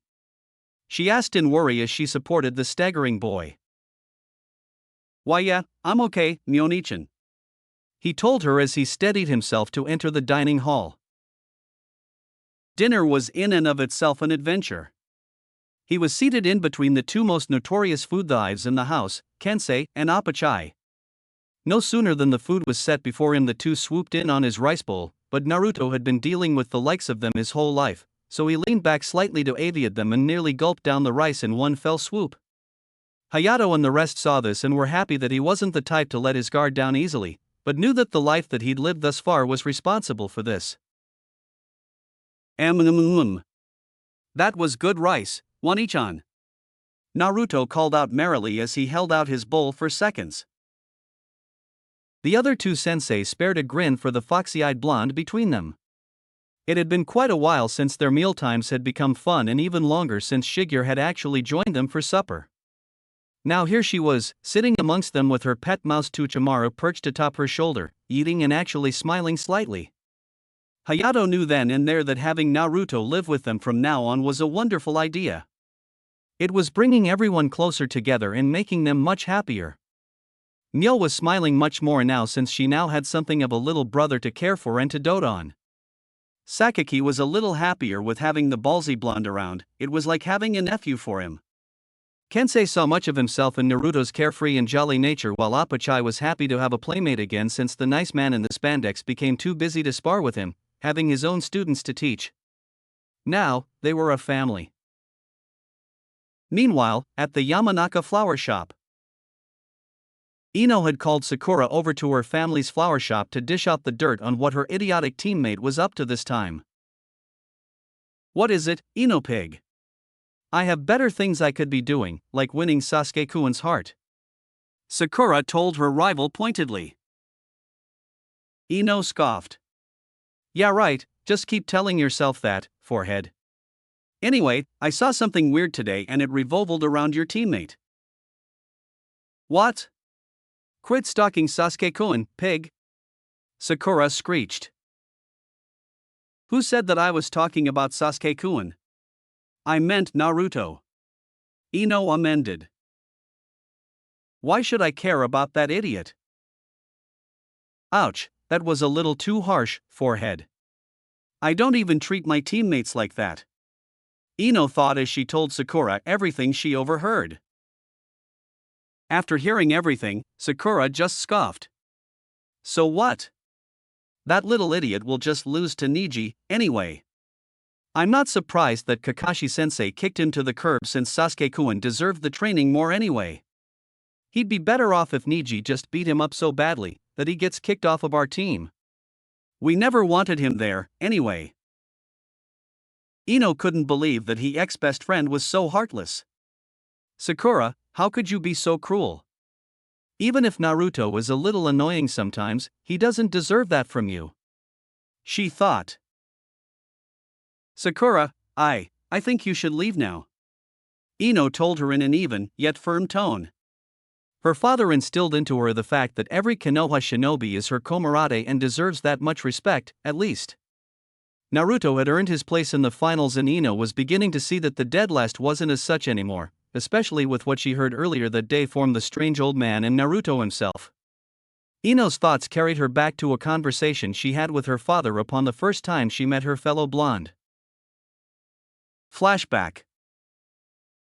A 6-year-old Ino came bounding into the shop that her family owned from the first day of her 4th year at the academy.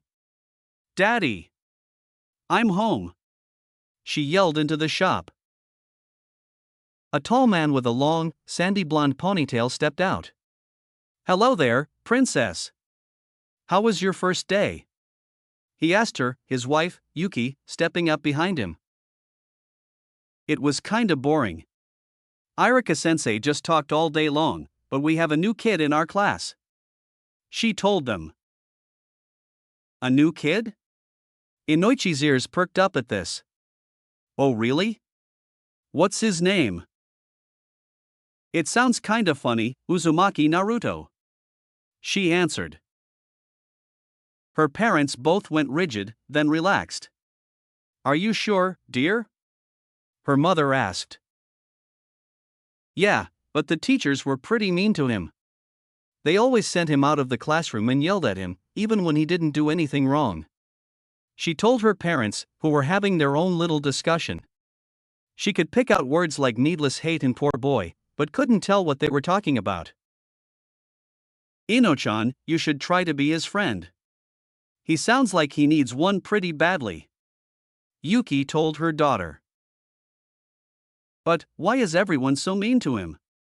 She asked innocently. I can't tell you that, but please, be nice to him.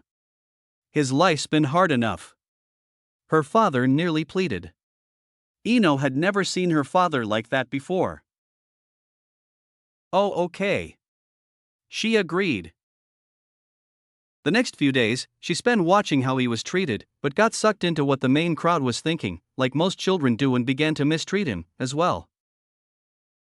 Flashback end. Ino was shaken out of her thoughts by Sakura, who was trying to get her attention. Hey pig. Why should I go home? Don't tell me you actually felt sorry for that loser? The pinkhead jeered. Just leave. Ino told her firmly, pointing for the door. Fine then. I'll just tell Sasuke-kun that you aren't devoted to him anymore, pig. She yelled from down the street. Ino didn't even have the mind to argue back. Is this what I've become? Some shallow girl that would wish harm on a comrade just because they aren't Sasuke-kun? She asked herself as she flipped the business sign to closed for the evening. Sakura was stomping down the street in a huff over all that she learned. That baka, Naruto. Who does he think he is, getting training from someone like that and not Sasuke-kun? I'm gonna give him a piece of my mind. Pinkzilla ranted as she stomped down toward Ryuzanpaku, her blonde target etched firmly in her crosshairs. Ryuzanpaku Gates.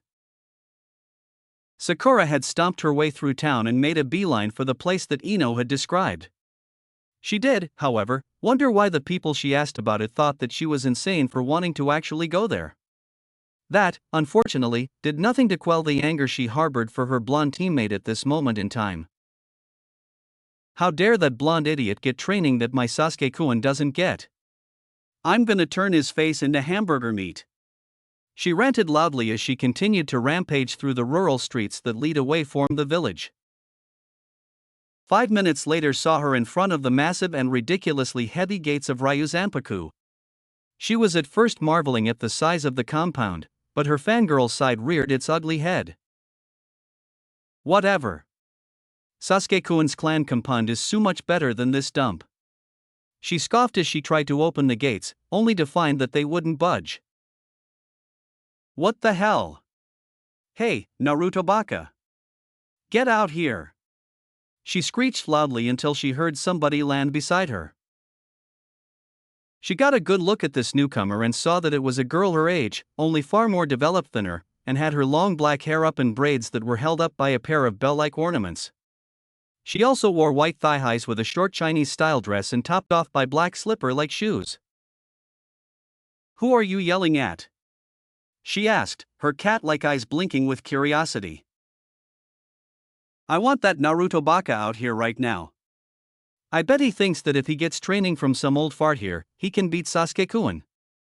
The she-banshee screeched. That's strange. I don't remember anyone by that name living here. The new girl mused out loud as she walked up to the massive gates.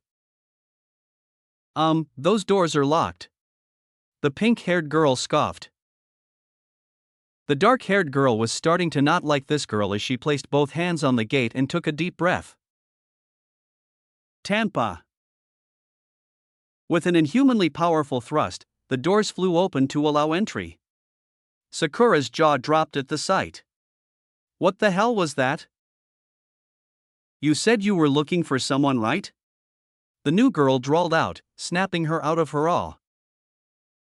All right. She stammered slightly as she followed along.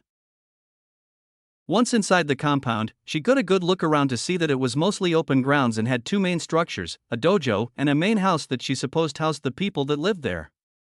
Off to the side was a training area that had multiple training dummies and posts, along with some other strange items, like an oddly deformed iron girder that had fist-shaped dents in it. She was currently being led up to the main house and her guide opened up the door leading inside. "Ni hao, Papa," her guide shouted out into a hallway. Sakura moved up to see a group of people that were sitting down around a table, eating dinner. Many were adult men with one woman. "Ah, Renka-chan. How have you been, my daughter?" A short, bald man in black clothes stated as he stood up to greet her. "Not too bad, Papa. I heard that you guys took on a new disciple and came to see for myself." "Is that true?" Renka asked curiously. "Ah, yes. Naruto-chan is a very interesting boy. Reminds me of myself when I was your age," he mused, not knowing the bomb that he unwittingly set off. "What? Where is that baka? I want him out here now," Sakura roared. Hayato and the other masters were not amused by this rather rude outburst from a total stranger that had yet to introduce herself. Not one little bit. Calmest of the bunch, Akasame, called out to her. "And who might you be, young lady?" the mustachio asked the banshee. "Ha? Oh, my name is Sakura," she replied. No sooner than the name left her mouth, Ki came crashing into her from all directions. "And what might you require from our student at such an hour?" Akasame asked, eyebrow raised. Sakura launched into a diatribe about all that she had heard from someone else about Naruto receiving special training from somebody that her precious Sasuke wasn't. It was at the end of that rant that her target appeared from the kitchen and her rage-filled eyes locked onto him, already stomping over to him. She grabbed him by the front of the shirt angrily. "What the hell do you think you're doing here, Dobe? Sasuke-kun needs this training, not you, so get out of here. Nobody wants you around anyway," she ranted.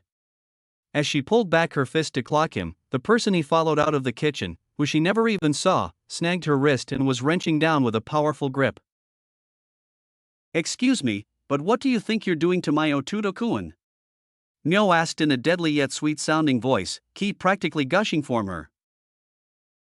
Sakura now felt the ki that was flooding the room hit her and looked around to see that the adults in the room were all glaring at her, the woman in the short kimono unsheathing her blade slowly while standing up. She had unwittingly cast herself into the lion's den. "We've all heard and seen what you've done to this boy. My Akabanatu cries for blood," Shigure said in her usual tone, only instead of boredom, this time she had malice and rage in her words. The pink-haired girl was now petrified with fear. There was no Kakashi, no Sasuke, or even Naruto to save her this time and she would have to reap what she had sown. Nyo noticed this and spoke out. "I believe that you shouldn't come around here anymore, Haruno-san. Also, if you ever hurt him like you have again, we will break you." Mo snarled. Sakura could tell, even in her current state, that this was no threat, but a promise. She looked over to Naruto with pleading eyes to try and get some form of comfort from him like he always would in the past, but he wasn't budging. "Naruto? Why? Why won't you help me? Aren't I your teammate? Don't you like me anymore?" she whimpered, trying to play his sympathy. It really turned the stomachs of Myo and Shigure to hear this pathetic girl try to charm him, but they were glad when his even gaze turned into a small glare. "I know what you're trying to do and I'd like it if you stopped right now. I'm not the same person that you bullied around anymore. If you're finished, leave," the blonde told her in a cold tone as he turned his back to her. Sakura's pride took a major blow as she ran crying from the compound, most likely all the way home. "Damn that baka! He was supposed to be my loyal pet, but those people turned him against me.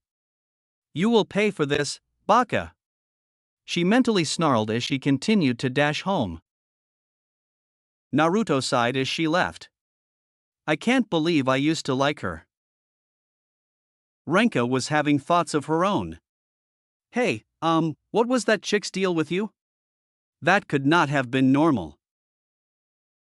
Naruto looked over at who spoke. Hey, who are you? He asked. He had to admit that she was very pretty and provocatively dressed, not to mention that she was generously endowed. Oh. Sorry about that. I'm Renka, Ma Renka. She told him cheerfully as she took in what he looked like. He's kind of scrawny and short, but he's also kind of cute, too. Ma? Are you related to Ero-sensei? He asked. Ah, yes. She is my daughter, Renka. Renka, this is our new pupil, Uzumaki Naruto-chan. Kensei replied. Renka stifled a giggle at how he addressed her father. You called him Ero-sensei? That was hilarious. She exclaimed. I can definitely get to like this boy. Maybe I should stay a while. She thought, and she remembered that her uncle Tucci, her mother's brother, and her cousin Iam owned a ramen stand here in the village. I wonder how they're doing. Now, back to what I was asking. What was her problem with you, anyway? Renka asked. You might as well have a seat, 'cause this is gonna take a little while. He told her as he told the tale of his life, or at least not the parts with the Kyuubi. When he was starting to show his fatigue, he turned in for the night. Even with his inhuman stamina, making waves of shadow clones along with getting the crap beat out of him all day wore him out. Good night, Renka-chan. He told her with a large yawn. He had a very long day and the following days would prove to be just as harsh, but they were necessary if he wanted to stay alive against Niji and anyone else that he might wind up fighting. Hayato took over for him and filled in the rest, verifying that all that was said was the truth. Next, she was told of how Sakura's treatment of Naruto had caused a psychological episode earlier that day. Renka seethed at the fact that this girl thought that she could just walk all over someone and scar him so badly like she did. He was only being nice to her and she used him as her personal punching bag, all because she was brainlessly devoted to that arrogant Uchiha. The more she heard about the clan and the person himself, the angrier she got. She had heard about the Uchiha clan, and from what she had learned, many of them were little better than thieves who stole the hard work and secrets of others, even their allies, to gain power. So, Naruto-kun is stuck on a team with that worthless little fangirl and an Uchiha with an overinflated ego. To top that off, he had a worthless sensei who only taught the Uchiha so that he could ride on his coattails. I don't see how it could have been any worse than it already is. Renka muttered. However, her opinion of the young blonde she just met had taken a massive leap forward, just for the sheer amount of patience it must have taken to keep from going insane. She was especially interested in finding out why he was hated so much by the village as a whole. She looked to her father once again. Father, I will be staying here in the village for the time being, at least until the exams are over. Renka informed her father. Kensei was many things, such as a world-class pervert, but not blind or dumb. He could see that his daughter had an underlying motive for staying here, and it had to do with his newest student. She had taken a keen interest in him, and far be it for him to discourage her. But he had to warn her about the engagements he already had, should she decide to pursue him. That can wait for now. I first need to see how she feels about him, and that will take time. It's usually best to let these things run their course. It worked for Minato and Kushina and myself, so why not? The Kenpo master reasoned. That's okay with me, my dear. Maybe Myo-chan will let you stay in her room? Hayato offered. Thank you, elder. Maybe I can help Naruto-kun out a bit as a sparring partner, she suggested, blushing slightly. Renka was no slouch as a fighter herself, having been trained since birth to take over her father's skills when he finally passes. She could easily beat a Chunin with taijutsu alone and could probably take out Sasuke with ease. Hayato nodded his head at the offer. That could work out well. It would give the boy more styles to learn from and give him a wider skill and experience base to draw from. Myo-chan, would you mind if Miss Renka shared your room? He asked his granddaughter. Myo merely smiled. If Renka was around to help her and Naruto out, things would be far easier. I don't mind, Aji-san. The blonde girl replied as she led Renka to her room to get settled in. The other masters all decided to turn in for the night as well, but Hayato asked Kensei to talk with him for a moment. I'm sure that you noticed it as well. I know. My daughter is taking an interest in the boy. I could see it in her eyes and in the request to stay here, otherwise she would never have considered it. She is obsessed with finding a strong husband and she has her sights set on Naruto-chan. However, I don't think she's aware of the engagements. If she continues to show interest and tries to actively pursue him, I will tell her. My other concern is if you approve, seeing as you are the boy's guardian. Kensei replied. Hayato closed his eyes to consider it. Renka-chan is a strong girl and spirited, but also a good girl and she will treat him with respect. I have no problem with it, but you and I will have to talk with Hayashi and Tenmon to see if they will allow this, since this agreement was hammered out before they were born. Hayato explained. It made perfect sense to Kensei, but he could also see just what made Naruto so appealing to these girls. He was a good kid and while he wasn't the sharpest knife in the drawer, he had the right stuff where it counted the most despite all that he had to go through over the years. These girls know what they want in a future groom. Smart, unlike these fangirls that I've seen in recent times. He reasoned. After their heart-to-heart, all had turned in and went to sleep. Time skip, 1 month. Man, a lot can happen in the span of just 1 month, 30 days, 720 hours, 43,200 minutes. However you want to count it, much can and did happen to one Uzumaki Naruto. Flashback. Naruto had been training not only with the masters of Ryuzanpaku, but also studying ninjutsu and fuinjutsu with Jiraiya of the Sannin, who was also his godfather. For all of this training, his Kage Bunshin proved itself to be invaluable with how he was soaking up all of the knowledge like a sponge. In 1 month's time, he managed to master the Rasengan enough to the point that it was combat effective, but he still needed a clone to help him with the manipulation. He had also gone with Jiraiya for a day and signed the Toad's summoning contract. Jiraiya had told him that his own father had signed the contract before him, then he signed it and passed it down to Naruto's father, who the sage saw as his own son, and would now pass it down to Naruto. After 2 hours of frustration, Naruto finally summoned a small orange toad named Gamakichi. The spunky little toad and our favorite blonde had hit it off wonderfully as he continued to try and summon bigger toads. Just when he was reaching his limit, he shoved all of the chakra he had left into the jutsu and it resulted in a massive explosion of smoke. Naruto felt like he was speeding up into the sky until the smoke cleared to reveal that he was standing on top of the nose of a massive toad that was the size of the Hokage monument. Oi! Who the hell summoned me? Jiraiya! Get out here! The great toad bellowed.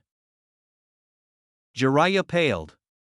He knew that Gamabunta didn't like being summoned for no reason and moved to hide, but Naruto was out in the open.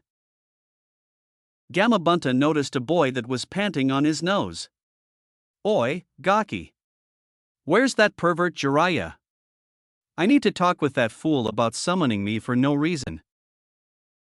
Naruto looked confused for a moment, but answered the massive creature. Hey, Boss Toad? I was the one that summoned you. He answered sheepishly. The toad's eyes narrowed, but then it broke out into earth-rumbling laughter. You? Summon me? Ha ha ha. That's a good joke, Gaki. Now tell me where Jiraiya is. Naruto still didn't like being dismissed so easily, but he was beat to a response by Gamakichi. Oi, Pops! He called out, raising a webbed foot in greeting. Pops? This huge freaking toad is Kichi's father? Naruto thought. Ha! Gamakichi, what are you doing here? The massive toad asked. The kid here was telling the truth, Pops. He summoned me, too, and he's alright with me. He's a pretty fun guy. Kichi answered. Is that a fact? Bunta said aloud, more to himself than anyone else. Minato, your boy looks just like you. The Toad boss though sadly as he decided to accept Naruto as a summoner. I believe you, kid. You are now one of my henchmen, part of the family, kiddo. Now, to seal the deal like men, we'll have a drink, any? Bunta announced as he pulled out his sake gourd. The hardest part was for a small enough portion to go to Naruto, but the drop that came out of the bottle nearly drowned the young summoner. The end result was that Naruto took in the equivalent of a milk jug's worth of alcohol, enough to put Tsunade into an alcohol-induced stupor. After the two of them finished their drink, Naruto was shit-faced drunk and stumbling around. Bunta himself was singing a sappy ballad with Naruto tunelessly joining in, annoying just about everyone in the area that wasn't 3 sheets to the wind. Hick, you're a right by me gaki. Call me out fair another drink sometime and a good fight. Ja-ne. He called out as he poofed away, leaving Naruto passed out next to the river bank they were at. Jiraiya took a look at his godson, laid out spread eagle, snoring away and pinched the bridge of his nose. Ugh, how am I going to explain this to Hayato? He grumbled as he scooped up the dozing boy and carried him back to new home, Ryuzanpaku, where he got an earful from Myo for letting him drink. Next in his ninjutsu training was furthering the Rasengan. He was told that the Rasengan took the fourth 3 years to develop and learn, and Jiraiya himself almost 2 years to master. Naruto knew that he didn't have that amount of time to learn it, so he was putting every effort into completing it. After 3 weeks, he was on the final stage of the Rasengan training while his taijutsu training raged on. Both of his fiancées lent themselves out as sparring partners, Hinata for anti-juken training and Raichi to help sharpen his skills. Renka also helped out by filling in for her father at times since she knew what he was teaching the boy. Most of the masters had something going on the side, like Akasame running a chiropractic clinic and Kensei running a shiatsu and acupuncture clinic. Sakaki sometimes was gone for a few days on an occasional bodyguard gig, and Shigeru on occasion took an ANBU mission that was close to home. All of the proceeds went into helping to run the compound and stave off foreclosure, so the girls and Naruto all pitched in to help. Speaking of the girls, Kensei, Jiraiya, and Hayato sought out Hayashi and Tenmon to discuss Renka's interest in their future son-in-law. Hayashi was a little pensive about introducing a new girl into the equation and asked to meet with her. He was surprised and intrigued by this girl's sharp wit and confidence, getting the feeling that she could help draw Hinata further out of her shell and push her harder. Tenmon and Kensei had been old friends for a very long time and had even studied under the same master at one point in time.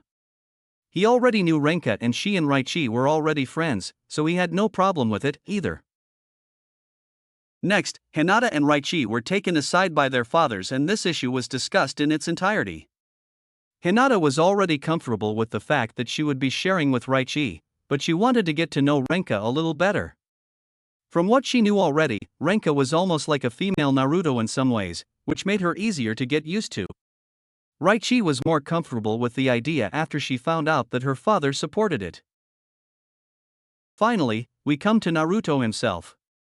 He was at first oblivious to Renka advances. However, during sparring times, she gave him little choice but to notice that she liked him by managing to put them into precarious situations like making him fall on top of her or making sure that their faces came very close and she would comment on his features, mainly his eyes and whiskers. The purple-haired girl was quite aggressive in making sure she got her message across. Naruto came to talk with Kensei about it, which is what he and Hayato were waiting for. The two of them explained that should Naruto accept her, she would be allowed into the betrothal group. "Th3 girls?" The blonde stammered out before passing out with a nosebleed and a wide grin on his face. On a training ground on the other side of the village, Guy could actually sense that someone had discovered the power of youth. In the Hokage's office, Sarutobi was reading his Ika Ika book when a certain feeling of pride washed over him. "I feel like I should be very proud of someone." At Team 8's training grounds where the rest of Team 8 was training, Shino did something that would scar the rest of his teammates forever. You what?" He screamed at the top of his lungs. As he stopped, he noted the bewildered expressions of his teammates. "Sorry. That just sort of came out," was his normal, monotone reply. Back with our blonde hero, Jiraiya and Kensei both slammed into Eki mode, as they referred to it as, upon contemplating the extreme luck that the boy was blessed with. Hayato brought them back down to earth by stating the fact that his luck was hard-won from years of suffering, to which they solemnly agreed. Now, we move on to Naruto's taijutsu training. Now, anyone who said that Naruto was a dumbass wouldn't be complete right, but not wrong either. He just learned things differently, and the type of training he was receiving was right up his alley. You see, he is what's called a kinesthetic learner, meaning that he learns by actually doing rather than by theory alone. Through this method, Naruto soaked up the styles of his masters like a sponge, taking in everything with childlike enthusiasm, awe, and wonder. After getting down the basic movements for each style of each sensei, he began to experiment by mixing up the movements. Soon, as he was plugging away on a training post, he mixed in the movements of all of the sensei on the same punch and wound up breaking the post in half. Nearby, Akasame had been watching him train and raised an eyebrow at what his student had done and accomplished. He noticed that he combined the movements for all of the martial arts he'd been taught into one single blow and walked over to the dumbfounded boy. "Naruto-kun, do you even realize what you just did?" he asked calmly. And no, Akasame-sensei," he replied, thinking he'd done something wrong. The mustachio sighed. They were still having a rough time breaking him of feeling that every time they stop him he did something to anger them. "Naruto-kun, I want you to try what you just did again on another target." Naruto gulped, but wanted to succeed. "Hiya!" he roared as he repeated the process again, only this time adding more force into the blow. The training post was nearly reduced to sawdust as Naruto pulled back his fist, looking in awe as Akasame smiled. "What you just did was combine the basic movements for all of our styles into one blow, exponentially increasing the power of the punch. Now, all martial arts have a RYTHMN of sorts, but this had no RTHYMN at all, making the blow extremely difficult to predict or perceive. I think you just created your signature technique, unique to only you. I'm proud of you." The wiry jujitsu master applauded him. Naruto couldn't believe it. He had made this powerful taijutsu technique all on his own, and his masters were proud of him. This filled him with happiness and a renewed drive for improvement. On another note, Jiraiya's summons and the ANBU team sent out by Sarutobi had succeeded in locating Tsunade, who was currently 2 days away from Konoha itself. The Toads had informed her that she still had something in the village, a living relation. Spurred by this, Tsunade made all possible haste in returning to the village, beating the ANBU back by nearly half a day. The blonde Sannin stormed right up to Sarutobi's office while she ordered her assistant Shizen to check them into a hotel room, marching right over the Chunin guards and an ANBU to do so. "Sensei, is it true? Is there still someone left?" she asked him. "Calm yourself, Tsunade, and sit down. We have much to discuss," he informed her, Jiraiya and Hayato flickering in beside him. "Jiraiya? Furinji-sama? What's going on here?" Tsunade asked, puzzled. "Tsunade-chan, how have you been, my dear?" the elder blonde man asked of her. "I've been well, Furinji-sama. May I ask what's going on here?" "I was just told that I still have a relation here in the village, so I came right back." Sarutobi nodded to the two men to have a seat, as well as he began to tell her everything, especially that her godson is still alive and living in the village. The beautiful Sannin was reduced to tears at how bad Naruto's life had been and at the fact that she was not even aware of his survival. However, her sadness was replaced with another emotion, rage. Pure, primal rage at how she had been lied to by the council.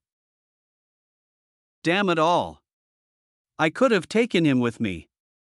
Raised him myself. How could they do this to me? To him? To Minato and Kushina? What kind of monsters have you allowed to make these decisions?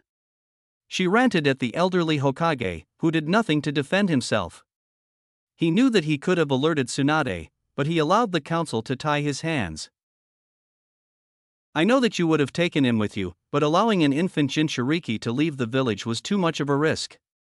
If he were captured, he could have been turned against us by any power unfriendly to ours, specifically an old friend of ours that has an unnatural love of snakes. Sarutobi told her.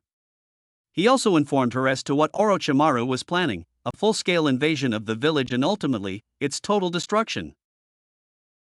Orochimaru, I'll rip that son of a bitch to shreds before he lays a hand on him. She growled, her maternal instincts kicking in.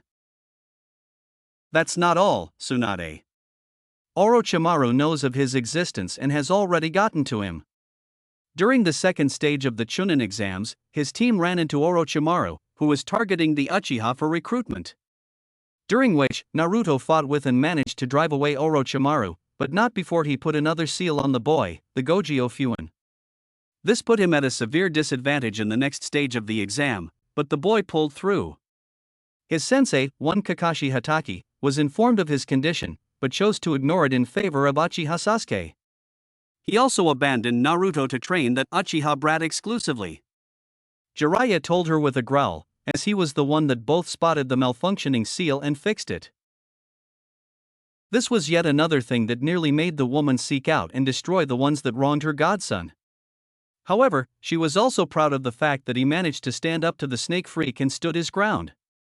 That slimy bastard, I'll see to him soon enough. But enough of that, how is the brat doing now? Hayato smirked slightly. He's alive and as healthy as a boy could be. I have taken him into my home as his legal guardian and I have been training him after he was abandoned. Also, I believe that as his godmother, you have the right to know about an extenuating circumstance surrounding him and an agreement made by his father to a couple of old friends of his. I believe you remember Hyuga Hayashi and Lee Tenman? Yeah, I do. Minato Gaki's best friends. What about them? Well, the two of them had daughters while Minato had a son. I believe you can figure out what happened. Hayato told her with a grin. Her eyes widened. That brat has a small harem on his hands. She said aloud before breaking out into a smirk. Heh, the entire world shits all over him, but he sure got compensated for it, didn't he? She laughed. So, when can I meet the brat and his gang? She added once she stopped laughing. I'll take you to him personally, Tsunade-chan. Hayato told her, standing to his full and impressive height of over 6 feet 6 inches. With that, Sarutobi told his secretary that he would be in the village in official business as they all flickered from the office to the compound. Once at the compound, she was greeted by the sight of a small boy with a shock of wild, golden blonde hair, riding around on the shoulders of a bronze-skinned giant like a bucking bronco, whooping and hollering at the top of his lungs. Yahahohu! Giddy-yap, Apachai-sensei! Tsunade smiled at the sight. He has Minato's hair and Kushina's face, it's uncanny. She commented to herself as the human bronco came to a stop near her as Apachai noticed the newcomer. Appa? New person? He asked, to which Hayato nodded. Yes, Apachai-kun. If you would be so kind as to round up the others in the dining room, we all need to talk about something. He instructed. Naruto slid off of his shoulders and got a good look at this new lady and blushed slightly. She's really pretty. He thought. Who are you? He asked in bewilderment. Tsunade smiled softly at his as she ruffled his hair playfully. I'll tell you in a few minutes, Gaki. She told him playfully. Oi, Gaki, let's go to the dining room. We have a lot to tell you. Jiraiya told the boy, who nodded and followed his kyufu. The masters all started to file in, but they all noticed the blonde woman sitting next to her teammate. Ah, Tsunade-sama. It's been many years since I've seen you. Akasame greeted her respectfully. He studied physiology under her for a few years while she was in the village. Tsunade-hime. It's been so long. Kensei called out, tipping his hat. So you're the famous Tsunade-sama? You hold your age well. Sakaki greeted merrily. Shigure's greeting was silent, yet still respectful. She gave a deep bow to the slug princess, while Apachai gave the pretty lady a somewhat childish wave. Nyo came out of the kitchen with fresh tea. Oh. I didn't know you had guests, Aji-sama, she told her grandfather. Nyo-chan, please sit. This concerns you, as well, he told her as he turned his attention to the great nephew. Naruto-chan. He started as he explained everything that had been talked about in the Hokage's office. Everything about Tsunade and how she was and is his godmother, and why she didn't know about him until recently. Naruto sat in silence. So, you won't go anywhere, Tsunade Obasan? He asked her, scooting near her. Auntie? Well, it's way better than Bachan, she reasoned. That's right, Gaki. I'm not going anywhere. Come here, kiddo, she told him in a playful tone as she snatched him up into an embrace. Shigure watched him passively, but was finding it harder to keep her connection to Naruto a secret until he is told of his parents. To that end, she was training him hard to make Chunin to meet the stipulation placed upon him by Jiraiya and the Hokage. Once that was all settled, Shizen was informed of her master's whereabouts and homed right in on her. There, she learned that Naruto was her master's godchild, so she gladly took on the role as another big sister to him. Her nurturing nature helped Naruto warm up to her very quickly, just like it helped Mio and Iam crack through Naruto's masks. His brides-to-be were also told about who his legendary godmother was and got to meet her personally. All three girls were thrilled to meet someone so famous and legendary as the princess of the Sannin, Senju Tsunade. She, in turn, wanted to meet the girls that would be marrying her godson in a few years for herself and was pleased, very pleased. All three girls had their wits about them, didn't act like scatter-brained fangirls, and they were all around good, respectable young ladies with fire in them. To support herself in the village, Sarutobi made her the hospital director and head doctor due to her unmatched skills as a medic, with her assistant Shizen filling in the number 2 spot. From there, she began to trim the fat as she called it, cutting down on doctors and nurses that couldn't cut the mustard and connection refresher training for those that remained. She also got the go-ahead to start up the combat medic program that she always wanted to implement. Hinata expressed interest in this new program, and with her Byakugan plus her homemade medicines and salves, she would be a natural as one. Hayashi supported her wholeheartedly in this endeavor, as she would be the first Hyuga to ever be a combat medic. On the issue of the Hyuga clan, there was plenty of opposition to Hayashi's decision to honor the marriage pact that he and Minato had devised long ago. It turned out that the Elder Council was going to marry Hinata off because she wanted to join the main and branch houses once again and get rid of the caged bird seal that had done so much damage to their family. Since the Prince of Kuma no Kuni was out, they wanted to go with Plan B, marrying her off to the heir of the Inuzuka clan, Kiba. Hayashi would not budge an inch for his decision, so they offered a compromise: should Naruto defeat Niji in the tournament, she would be free to marry Naruto. But, if Niji was victorious, she would be branded with the seal and married off. Now, Kiba was pretty upset with losing to Naruto in the prelims, but his smugness kicked into high gear once he learned that if Naruto lost to Niji, Hinata would be his. He wanted her to bear his pups and destroy Naruto's dreams, just to rub it in his face. He even came by the compound to gloat, but made a grave error. Kiba was strutting around near the compound and happened upon Naruto training with his fiancés and Master Sakaki and Mio, all of them sparring.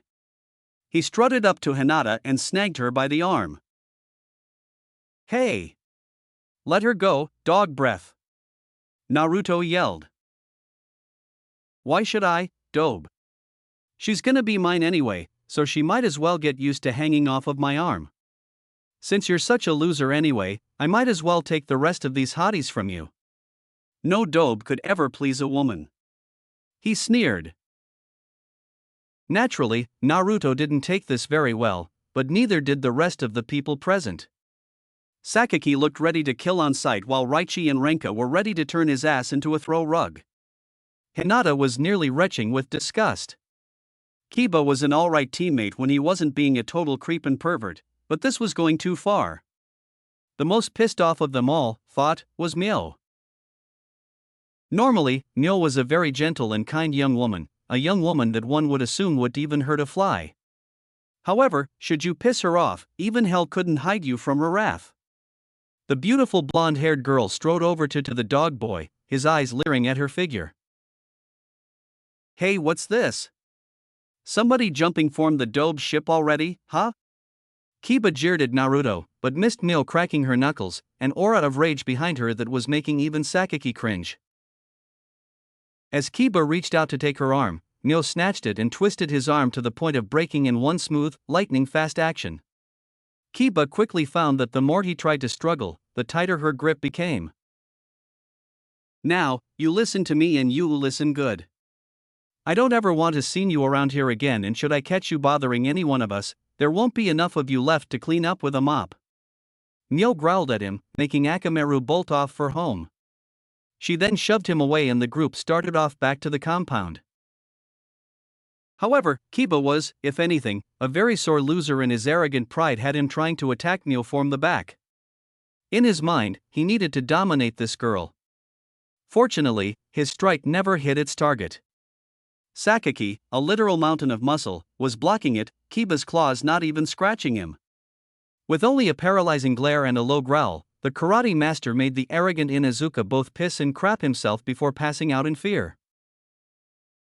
The news of TH's new condition, once it reached them, infuriated the masters and Naruto, but only served to further fuel his desire to train harder and get stronger.